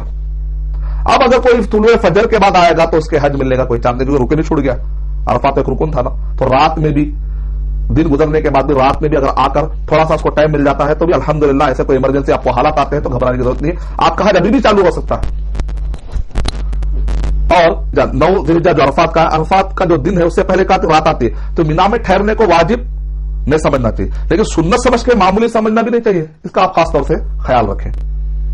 11واں پوائنٹ، سورج غروب ہونے کا، جو لوگ عرفہ میں دن بھر ٹھہرے ہوئے ہیں تو ان کو کیا کرنا، تسبیح تحمید کرتے کرتے کرتے سورج غروب ہونے کا ٹائم آ گیا تو نماز مغرب ادا نہیں کرنا ہے آپ کو، سورج غروب ہونے کا انتظار کرنا، جیسے سورج غروب ہو گیا آپ کو عرفات کا میدان چھوڑ دینا ہے۔ کہاں جانا ہے آپ کو؟ مزدلفہ کی طرف جانا ہے، وہاں جا کر آپ کو مغرب عشاء میں ملانا ہے لے جا کر۔ ایک آدمی کہے گا کیا بھائی میں تو پڑھ لے سکتا ہوں، نہیں، نبی صلی اللہ علیہ وسلم کی سنت یہ ہے ہمیشہ نماز کو ٹائم پہ پڑھنا ضروری ہے، لیکن آج کے دن نماز کو ٹالانا سنت ہے، تو عشاء میں لے جا کر مغرب کو ملائیں گے اور وہاں پر 3 رکعت مغرب کے اور 2 رکعت آپ عشاء کے پڑھیں گے۔ اس طریقے سے آپ نماز پڑھ سکتے ہیں۔ سورج غروب ہونے کے بعد آپ مزدلفہ سے نکلتے ہیں۔ 11ویں پوائنٹ میں آپ یہ بات دھیان رکھیں، مزدلفہ جا کر آپ مغرب اور عشاء ادا کرتے ہیں، اس کو مزدلفہ کہتے ہیں۔ یہ آپ دیکھ رہے ہیں مزدلفہ رات کا منظر ہے، یہاں پر جب آپ سوتے ہیں تو ایسا لگتا ہے جیسا کہ پورے کے پورے کفن اوڑھ کر سو رہے ہیں، ایک منظر آتا ہے قیامت اور اسی طریقے سے حشر کے میدان کا، اور خاص طور سے خبر کی پہلی رات کا ایک منظر آپ دیکھ سکتے ہیں، یہاں پر سب لوگ سو رہے ہیں، تصور آئے گا، اپنے اعمال کی اصلاح کی فکر ہمیں کرنی چاہیے۔ 12واں پوائنٹ یہ ہے کہ مزدلفہ پہنچ کر آپ نماز ادا کرتے ہیں تو 1 اذان اور 2 اقامت کے ساتھ آپ ادا کریں گے۔ 2 نمازوں کو آپ جمع تو کر رہے ہیں، درمیان میں تھوڑا سا گیپ دینا چاہیے۔ نبی اکرم صلی اللہ علیہ وسلم کے بارے میں آتا ہے کہ نبی اکرم صلی اللہ علیہ وسلم اتنا گیپ لیتے تھے کہ ایک آدمی اٹھ کر اگر اپنے گھوڑے کے اوپر کی جو پالکی ہوتی ہے اگر وہ اس کو باندھ کر آنے میں کتنی دیر لگ سکتی ہے، اتنی دیر ہے نا کہ 5 منٹ کا اگر وقفہ لے لیا جائے تو بہتر ہے۔ 1 اذان اور 2 اقامت کے ذریعے سے جماعت بنا کر اپنی اپنی جماعت بنا کر آپ پڑھ سکتے ہیں۔ 13واں پوائنٹ یہ ہے کہ رات آپ سو کر کے گزاریں گے۔ ارے نہیں بھائی، بعض لوگ تہجد پڑھتے ہیں، یہاں تہجد کا کوئی ذکر نہیں اور عبادتیں کرتے، اگر آپ رات بھر جاگیں گے تو دوسرے دن جو 10ویں تاریخ آ رہی ہے آپ کو 4 بڑے بڑے کام کرنا، اور وہ بھی تھکا دینے والے کام ہے، کنکری مارنا ہے، طواف کرنا ہے، سعی کرنا ہے، قربانی دینا، وہ تھکا دینے والے کام ہے، تو اس لیے 10ویں تاریخ کو چونکہ کام کرنا، رات سو کر گزارے، نبی صلی اللہ علیہ وسلم کی سنت مبارکہ بھی ادا ہو جائے گی، اور اننیسیسری آپ ایسے کوئی کام نہ کریں حد سے زیادہ جس کے اندر غلو ثابت ہو جائے۔ تو 13واں پوائنٹ یہ ہے کہ آپ رات سو کر گزاریں گے، اور 10 ذی الحجہ کی جو نماز ہے وہ معمول کے مطابق کیا کرتے ہیں، اول وقت ہونے کا ادا دیتے ہیں، اس کے بعد ایک آدھے گھنٹے کا کیا کرتے ہیں آپ نماز پڑھتے ہیں، نہیں تو کوشش کریں جب آپ ادا دے رہے ہیں اول وقت میں اسی وقت پر آپ جلد سے جلد نماز پڑھنے کی کوشش کریں۔ اول وقت داخل ہوتے آزاد ہی آپ نے نماز پڑھ دی، کوشش یہ کریں کہ اس دن اول وقت میں فجر کی نماز آپ پڑھ لیں، اور اس کا فائدہ یہ ہوگا کہ آپ کو 14 پوائنٹ میں یہ سمجھ میں آئے گا کہ نماز ادا کرنے کے بعد مشعر الحرام یعنی کہ مزدلفہ میں آپ دیکھ رہے ہیں یہ جو مسجد ہے اس کو مشعر الحرام کہتے ہیں۔ عرفہ میں آپ نے دیکھا تھا وادی نمرہ، اس سے مسجد نمرہ، اور مینا میں آپ نے دیکھا تھا مسجد خیف۔ مزدلفہ میں جو مسجد ہے یہ مسجد مشعر الحرام کہتا ہے، یعنی کہ شعار یعنی کہ نشانیوں کہتے ہیں، حرام یعنی کہ حرمت والی نشانی، یہاں پر دعائیں بہت قبول ہوتی ہیں۔ تو نبی اکرم صلی اللہ علیہ وسلم سورج کی ابھی روشنی یعنی کہ سورج طلوع ہونے سے قبل خوب روشنی پھیلنے تک، سورج نکلنے کا انتظار نہیں کریں گے آپ، سورج نماز پڑھنے کے بعد سے آپ دعائیں شروع کرتے ہیں، نبی صلی اللہ علیہ وسلم کی سنت مبارکہ ہے، توبہ استغفار دعائیں مانگنا سارے کام کریں گے، لیکن سورج طلوع ہونے کا انتظار نہیں کریں گے، کیونکہ کفار قریش جو حج کیا کرتے تھے ان کے اپنے زمانے میں وہ لوگ سورج نکلنے کا انتظار کرتے تھے، ہم کو ان کی مخالفت کا حکم دیا گیا، تو سورج نکلنے سے پہلے بھی روشنی خوب پھیلنے تک دعا کریں گے، اور سورج نکلنے سے پہلے وہاں سے آپ نکل جائیں گے۔ اب جو کمزور عورتیں ہوتی ہیں، عمر رسیدہ بزرگ ہیں، معذور حضرات ہیں، وہ اگر آدھی رات سے پہلے مزدلفہ سے نکلنا چاہ رہے ہوں تو وہ نکل جا سکتے، کہاں جائیں گے؟ مینا کو چلے جائیں گے، لیکن مینا کو پہلے پہنچ گئے، دیکھ کے ارے ہاؤس خالی ہے، کنکریاں اگر مارنا ہے اور کنکریاں مار لیں، نہیں، کنکریاں اگر مارنا ہے تو پھر 10ویں تاریخ یعنی کہ دوسرے دن اگر رات میں جلدی وہ نکلنا ہے تو مزدلفہ سے نکل سکتے تاکہ بھیڑ بھاڑ سے پریشان نہ ہو، لیکن مینا پہنچنے کے بعد سورج نکلنے کے بعد ہی کنکریاں ماریں گے، اس سے پہلے کنکریاں مارنے کا سوال نہیں اٹھتا۔ یہ 15 پوائنٹ آپ ذہن میں رکھیں خاص طور سے۔ اب 10 ذی الحجہ کو 4 بڑے بڑے کام کرنا ہے، تو اس کے اندر جو ہم کو پوائنٹ ہے 16واں پوائنٹ، 16واں پوائنٹ میں یہ ہے کہ 10 ذی الحجہ کو آپ مینا پہنچتے ہیں۔ آپ نے دیکھا پہلے آپ 9 کو عرفہ چلے گئے تھے، عرفہ اس کے بعد رات میں آپ مزدلفہ آ گئے، پھر اس کے بعد رات گزار کر صبح میں آپ کو پھر واپس مینا آنا ہے، مکہ نہیں چل جانا، مینا میں آنا ہے، اور مینا میں آنے سے پہلے مزدلفہ چھوڑنے سے پہلے اس دوران آپ کو کیا کرنا ہے؟ کنکریاں آپ کو جمع کر لینا ہے، کنکریاں، کیونکہ آپ جب 10ویں تاریخ کو ماریں گے تو 7 کنکری مارنا ہے، پھر اس کے بعد آپ کو 11 12 13 تو آپ کو कंकरियां जमा कर लेनी चाहिए पहले से। 21 कंकरी 11 को, 12 को 21, 13 को 21, कितने हो जाएंगे 63। और 10वीं तारीख को आप 7 कंकरियां मारते हैं तो कितने हो जाएंगे 70 कंकरियां आप वहीं से जमा कर लेंगे। धोना नहीं चाहिए, कई लोग धोते हैं, खासतौर से बाद में मुजदलिफा से ही जमा करना है तो गुनाह हो जाएगा, ऐसी बात भी नहीं है, आप कहीं से भी जमा कर सकते हैं। बहरहाल अगर आपने जमा कर ली, कोशिश ये करें कि बंडे ना रहे, छोटे छोटे काबुली चना होता है या छोटा चना होता है उससे जो बड़े होते हैं बस उतने हजम, जिससे कि आप मारे तो आप जा सके हवा में। और ज्यादा बड़ा ले लेंगे तो फिर शरीयत की मुखालफत हो जाएगी। कंकरियों को धोना बिदअत है। कई लोग समझते हैं शैतान को मारने जा रहे हैं, शैतान ने जमरात इब्राहिम अलैहिस्सलाम। अब अगेन आप इस सेंस के साथ कि इब्राहिम अलैहिस्सलाम और इस्माइल अलैहिस्सलाम जब जा रहे थे अल्लाह की राह में कुर्बानी देने के लिए, अल्लाह ने ख्वाब में दिखाया इब्राहिम अलैहिस्सलाम को। इब्राहिम अलैहिस्सलाम, इस्माइल अलैहिस्सलाम अल्लाह के हुक्म को पूरा करने के लिए जा रहे थे कि अल्लाह ने दिखाया कि इब्राहिम अलैहिस्सलाम अपने हाथों से अपने बच्चे को ज़बह कर रहे हैं, तो अंबिया किराम के ख्वाब भी वही होते हैं। तो उन्होंने कहा कि इस ख्वाब को मैं पूरा करूंगा। कौन सा बच्चा? जो गिड़गिड़ा कर दुआएं मांग कर ला गया था, अल्लाह ताला ने अता किया था, और बुढ़ापे के वक्त पर इब्राहिम अलैहिस्सलाम की उम्र 80 से भी ज्यादा साल हो चुके थे, उस वक्त पर यह बेटा मिला था मायूसी के बाद। ये मायूसी की जो उम्र होती है, अंबिया तो मायूस नहीं होते, लेकिन वो उम्र जहां पर हम कहते हैं कि भाई एक मायूसी की उम्र, उस वक्त पर जो बच्चा मिला वही बच्चा जवानी को पहुंच रहा है। लेकिन अब हुक्म हुआ कि ज़बह करना। इब्राहिम अलैहिस्सलाम अल्लाह के हुक्म के लिए हर काम करने के लिए तैयार होते थे। इसमें सबक है, एक एसेंस है, हमारे लिए एक लेसन है इसके अंदर, हम इसको ना भूलें। तो यहां पर जब वो रास्ते में जा रहे थे, बेटा भी कैसा था, कहा फफाल मा तुमर है, अब्बा जान आप करिए जो कुछ भी अल्लाह ने आपको हुक्म दिया, मैं इंशाल्लाह आप सबर करने वालों में से मुझे पाएंगे। लेकिन शायद आज का मामला अगर होता तो बच्चा कहता है अब्बा आप लेटिए मैं आपको ज़बह कर देता हूं। अल्लाह के पास पर तो हमको चाहिए कि अल्लाह के जो अहकामात होते हैं उस पर अपने आप पर लागू करने की कोशिश करें, दूसरों पर लागू करने की हम जल्दी कोशिश करते हैं। यहां पर बेटा और बाप दोनों के दोनों तैयार है। बाप को भी तकलीफ है, ऐसी बात नहीं कि बाप को तकलीफ नहीं है, बाप का बेटा जा रहा है, ऐसा नहीं कोई गैर के बच्चे को कत्ल कर रहे, नहीं, अपना सगा दुआएं मांग मांग कर लाएगा। दोनों को भी तकलीफ का मरहला है, लेकिन दोनों भी अल्लाह की मोहब्बत में जब सरशार होते हैं तो दुनिया के नुकसानात मामूली नजर आते हैं। अल्लाह अकबर, अल्लाह ऐसा ईमान हमें भी अता कर दे। ऐसे वक्त पर जब वो रास्ते में जा रहे थे तो शैतान भटकाने की कोशिश किया, तो उस वक्त पर जो कंकरी मारी गई थी उनको उस वक्त पर यहां से तू चला जा, औज़ु बिल्लाहि मिनश शैतानिर रजीम, ये जो वाक़यात पेश आए वो 3 मकामात थे। जमरात कहते हैं कि वो जगह जहां पर छोटे छोटे पत्थर मारे थे, अरबी ज़बान में उसको जमर कहते हैं, जमरात, मुजम्मिर, जमरात यानी छोटे छोटे पत्थर जहां पर आकर लगते हो गिरते हो। बड़ा शैतान, छोटा शैतान, दरमियानी शैतान, ऐसे अल्फाज कहना जायज नहीं। इसीलिए बाद लोग क्या है बड़े बड़े ईंट उठा के लाते, शैतान को मार दो जिंदगी भर के लिए सुकून हो जाएगा।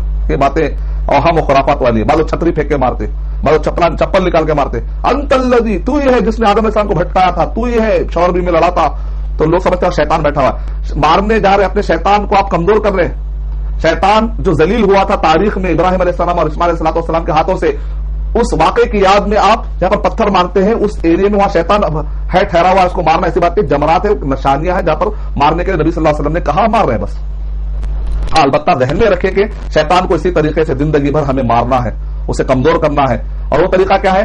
मोहम्मद अल्लाह और उसके रसूल सल्लल्लाहु अलैहि वसल्लम के बतलाए तरीके के मुताबिक चलेंगे तो कमजोर होगा, उस पर मार पड़ेगी, ये मतलब। अगर आप इसको शैतान समझकर, नबी सल्लल्लाहु अलैहि वसल्लम ने कहा कि छोटे पत्थर मारे, बड़े बड़े ईंट ला रहे, गोया कि आप शैतान को खुश कर रहे हैं। आप ये समझ रहे हैं कि मैं शैतान को मार रहा हूं, जब दरअसल आप शैतान को खुश कर रहे हैं, गोया कि शैतान यहां पर भी कामयाब हो गया। तो ख्याल रखें कि बिदअतें ना हो आपसे। अब 10 जो जिल हिज्जा है उसमें आपको जो काम करने हैं इसको आप अच्छे तरीके से ध्यान में रखिए, बहुत अहम काम है। ये 17वां पॉइंट है कि इसके अंदर आपको पहला तो काम ये करना है 10वें तारीख में कि सूरज जैसे तुलू हो जाता है तो बड़ा जमरा की तरफ आप रुख करते हैं, सीधे हाथ की तरफ, और मक्का बाएं जानिब रहे। मारने की कैफियत भी बताई जा रही है, अगर ये सुन्नत पे भी अगर अमल करेंगे तो बेहतर रहेगा। राइट साइड पे आपका जमरा रहेगा, लेफ्ट साइड पे काबा जहां पर रहेगा, मक्का जहां रहेगा, वहां पर ठहर कर कंकरियां मारते हैं तो नबी सल्लल्लाहु अलैहि वसल्लम की सुन्नत है। वरना आप पूरे राउंड में जहां से भी मौका मिलता है अल्हम्दुलिल्लाह अगर आप मारेंगे तो कोई मसला नहीं। जो लोग बूढ़े हैं और कमजोर हैं वो लोग जाकर मारना उनके लिए मुश्किल है, तो उनके लिए मैं टिप देना चाहता हूं। जैसे पूरे लोग जाते हैं तो उनको राउंड सामने कुआं नजर आता है, तो लोग जाते आते मारने की कोशिश करते, तो नतीजे में दूर होते होते तो दूर चले जाते। तो आप थोड़ा सबर करके थोड़ा सा राउंड पूरा करेंगे ना, पीछे से अगर आप आ जाएंगे तो अक्सर वहां जहां पर खाली होती कई मरतबा आता है साथ, तो कोशिश करिए कि वहां पर चले जाए, इस तरीके से दूसरों को भी सहूलत हो जाएगी और पूरी तरीके से मारने की। और वहां से आते हैं अगर आप थोड़ा सा ऐसे आ जाएंगे तो राइट साइड पे जमरा हो जाएगा और लेफ्ट साइड पे मक्का हो जाएगा, सुन्नत भी पूरी हो जाएगी। आप कंकरी मारते हैं 7 कंकरियां, अल्लाहु अकबर तलबिया बंद कर देना चाहिए, लब्बैक अल्लाहुम्मा लब्बैक जो आप पढ़ रहे हैं वो सारा बंद कर देना चाहिए।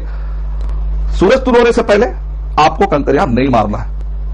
अलबत्ता जो टाइम है असल में वो है सूरज ढलता, जवाल बोलते हैं। जवाल का मतलब ये है कि जो जोहर का टाइम होता है उस वक्त पर सूरज दरमियान में आके थोड़ा सा हटता है, जवाल गिरना, वो टाइम तक सूरज निकलने से लेकर जवाल तक आप कंकरियां मार सकते हैं। और अगर आपको बहुत मुश्किल हो रही, भीड़ ज्यादा है, तो रात तक भी कंकरियां मारना जायज है, लेकिन सूरज निकलने से पहले आप नहीं मारेंगे।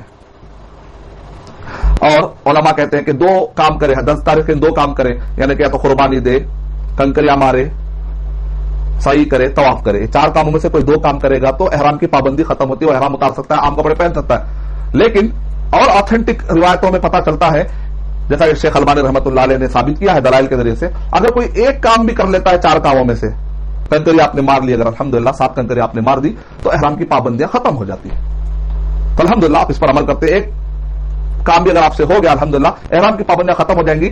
आप आम कपड़े जो पहनते हैं वो पहनकर, कुर्बानी देने का मसला है, बाल काटने का मसला है, और तवाफ और सही का मसला है, कंकरी मारने का मसला है, इसमें से अगर कोई एक काम आप कर लेते हैं तो आपके ऊपर से एहराम की पाबंदियां खत्म हो जाती है। आम कपड़े पहनकर फिर बाकी के काम भी आप कर सकते हैं। और सिर्फ हाजी अपने बीवी से हमबस्तगी नहीं कर सकता, एक पाबंदी भी बाकी रह जाती है। अगर आदमी एक काम कर लिया तो कपड़े पहनने वगैरह की जितनी जिम्मेदारियां हैं, जो पाबंदियां खत्म होती है। अलबत्ता एक ही है कि शौहर बीवी आपस में जिमा नहीं कर सकते, हम बिस्तरी नहीं कर सकते। हाँ, अलबत्ता उसके बाद बाकी के, जैसे कि उसने तवाफ कर लिया, जियारत कर लिया, अगर तवाफ जियारत कहते हैं, जो तवाफ जाके करते हैं, जियारत यानी कि विजिट, फिर आप क्या करते हैं, मक्का विजिट करते हैं। देखिए आप मिना से फिर मक्का जाते हैं, इसको कहते हैं तवाफ जियारा, इसको तवाफ इफादा भी कहते हैं। इफादा माने चलकर जाना, अफादा युफीदु बहाना, ऐसा लगता है ऊपर से पूरे इंसानों का गौल का गौल जैसा लगता है जैसे कि बहकर जा रहे हैं, यानी कि ढलवान है। मिना से मक्का की तरफ ऐसा लगता है जैसे कि ढलवान है, पूरे के पूरे लोग जैसा पानी बहकर जा रहा है, उस अंदाज में इसको तवाफ इफादा कहते हैं, तवाफ जियारा कहते हैं। तो ये जो तवाफ करने के लिए आप जाते हैं, उसको तवाफ कर लिया, अगर आप सही कर लिया आपने, तो बड़ी जो बीवी से हमबिस्तरी करने के लिए जो रुकावट थी ना, वो भी रुकावट खत्म हो जाती है, पाबंदियां खत्म। अच्छा, अब यहां पर एक पॉइंट है, अगर रात हो गई, मान लीजिए उसने तवाफ नहीं किया, सही नहीं की, और रात हो गई, एहराम उतार दिया उसने, एहराम उतार दिया, एक आदमी कंकरी मारने का एहराम उतार दिया, लेकिन तवाफ करना बाकी है, उसको सही करना बाकी है। अब जाकर तवाफ और सही करने मक्का पहुंचते पहुंचते तक रात अगर हो गई, तो फिर दोबारा एहराम पहन लेना चाहिए, वापस फिर एहराम पहन लेगा, क्योंकि उसको जो सहूलत मिली थी वो इस शर्त पे कि वो तवाफ और सही कर लेगा। लेकिन उलमा इकराम ने कहा यह जरूरी नहीं है, वाजिब नहीं है एहराम दोबारा पहन लेना। पहन लेता है तो सुन्नत के मुताबिक ठीक है, लेकिन ये फर्ज नहीं है। अगर कोई नहीं पहनेगा तो उसका हज नहीं होगा, ऐसी बात नहीं, सुन्नत है।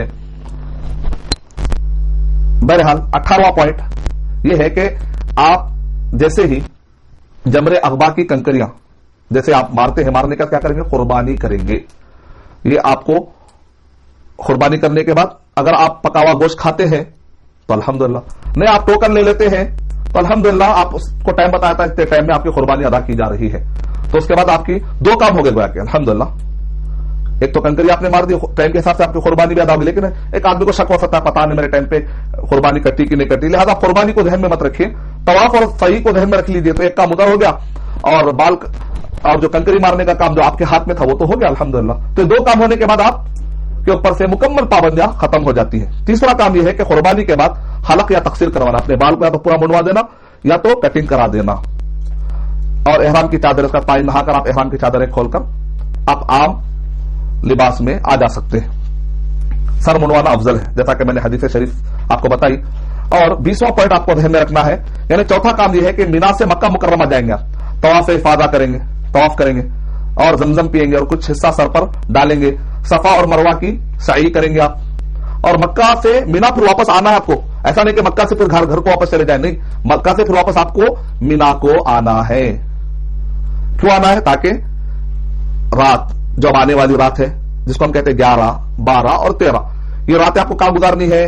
मीना में गुजारनी है आपको। और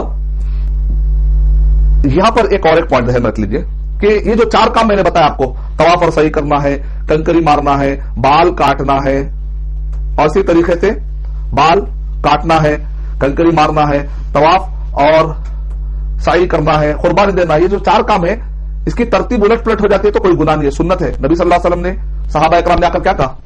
اے نبی صلی اللہ علیہ وسلم میں نے پہلے یہ کر لیا, پہلے آپ نے ہر چیز کو افعل والا حرج, افعل والا حرج. تو ترتیب اگر الٹ پلٹ ہو جائے تو چونکہ مستحب ہے, ضروری نہیں ہے, واجب نہیں ہے, لہذا الٹ پلٹ آتے تو کوئی بری بات نہیں ہے, نہ کوئی دم دینے کی ضرورت ہے.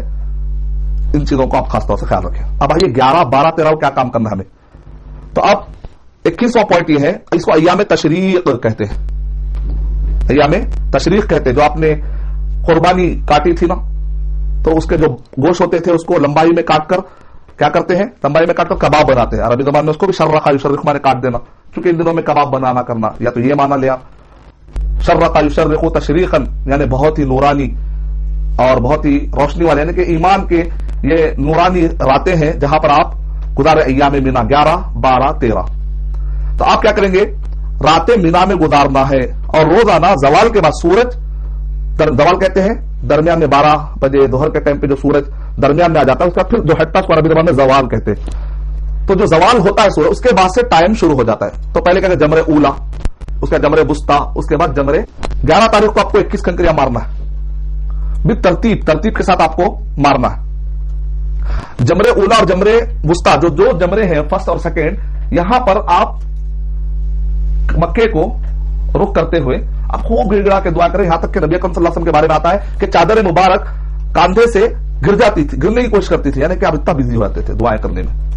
لیکن تیسرا جو جمرے عقبہ ہے, وہاں پر کنکریاں مارنے کے بعد خاموش چلا جائے, وہاں پر دعا کرنا ثابت نہیں ہے. تو 2 جگہوں پر دعا کرنے کا ہمیں ثبوت ملتا ہے. تو اس طریقے سے آپ کی ذمہ داری ختم ہوئی. تو کیا کرنا ہے آپ کو, مینا میں رہ کر نمازیں تو اپنے باجماعت ادا کرنا ہے, اپنے ٹائم پر ادا کریں گے آپ. اور اگر آپ کو دن میں مکہ جانے کا موقع ملتا ہے تو جا کر طواف کر کے آئیں گے. دن میں اور کچھ کام نہیں ہے. البتہ آپ مسجد خیف میں جا کر نماز پڑھنا چاہتے ہیں, اپنے ٹینٹ میں پڑھنا چاہتے ہیں, پڑھیں گے آپ, قصر کے ساتھ پڑھیں گے آپ. لیکن کام جو کرنا ہے آپ کو 3, 7, 7, 7 یعنی 21 کنکریاں مارنا ہے. تو ایک دن میں آپ کا یہ کام ختم ہوگا. سورج زوال کے بعد آپ ادا کریں گے.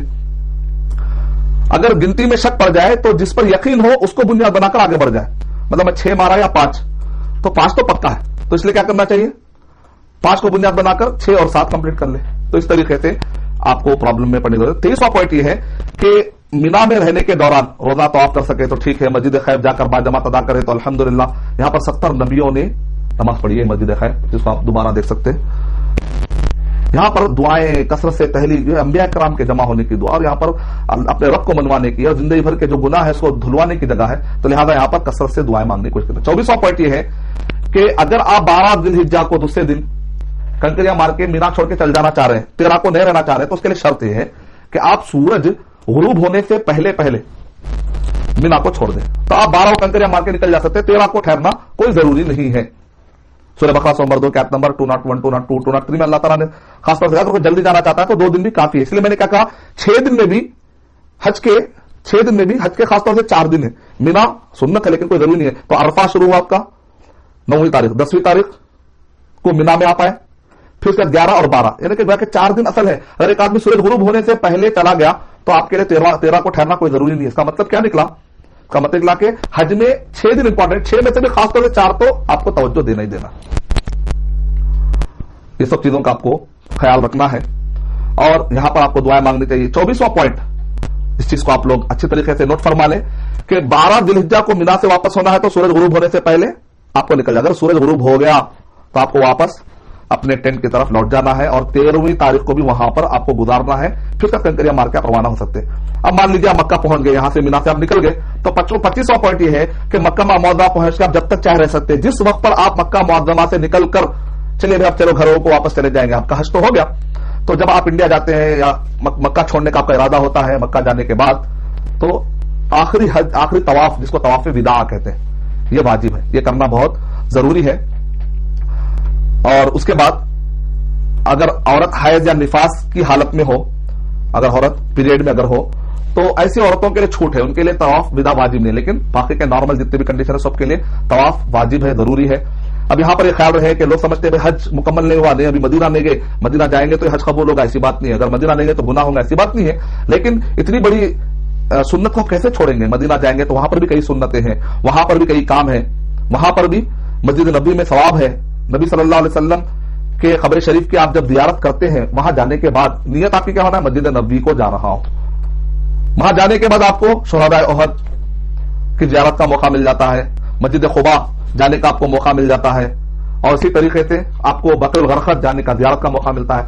नबी सल्लल्लाहु अलैहि वसल्लम, अबू बकर रज़ियल्लाहु ताला, उमर रज़ियल्लाहु ताला, इनके खबरों के ज़ियारत का आपको मौका मिल जाता है। तो ऐसे वक्त पर आप इतनी बड़ी सुन्नतें क्यों छोड़ेंगे, क्यों महरूम होंगे? तो लिहाजा मेरा उभारना तो यही है कि आप मक्का जाए तो मदीना भी जरूर जाए, लेकिन मदीना जाएंगे तो ही हज कबूल होगा, हज के कबूल होने के लिए शर्त है, इसकी कोई दलील नहीं है।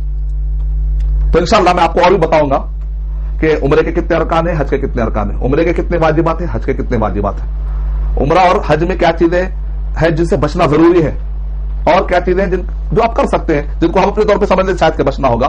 तो इंशाअल्लाह ये चीजें अगर आप जान लेंगे, एहराम की पाबंदियां क्या है, एहराम के दौरान क्या चीज होगा, अगर एहराम के दौरान कोई चीज पाबंदी करने का था, जरूरी था, लेकिन आप नहीं कर पाए तो उसके लिए क्या कफारा देना है, और इसी तरीके से उम्रे के वाजिबात अगर आप अदा नहीं कर पाए तो क्या होगा, उम्रे का रुकन अगर छूट जाएगा तो क्या होगा। तो इन सारी चीजों को जानना जरूरी है। तो इंशाअल्लाह आइए अब हम जरा इन तफसीलात में जाते हैं। लेकिन जैसा कि मैंने कहा था ना कि उम्रे के 24 पॉइंट ध्यान में रखिए, आप हज के 25 पॉइंट ध्यान में रखिए। सिंपल तरीके से आपको तरीका मालूम हो गया। अब जो पाबंदियों वाला हिस्सा है, वाजिबात वाला, रुकन वाला, ये तालीम वाला हिस्सा है, ये जहन में रखिए, काम वो करिए, ये जहन में रखिए। तो इंशाल्लाह आपको ये सेग्रीगेशन करने से आपको आसानी हो जाएगी। इसके बजाय अगर आप खलत मलत कर लेंगे, ये ख्याल करना है, वो ख्याल करना है, तो कभी हज का तरीका, उम्रे का तरीका आपसे गुम जा सकता है। तो उम्रे और हज का तरीका अलग रखिए, ये पाबंदियों वाला जो हिस्सा है इसको अलग से सीखिए, इंशाल्लाह आपके लिए आसानी हो जाएगी। व आखिर दावाना अनिल हम्दुलिल्लाह।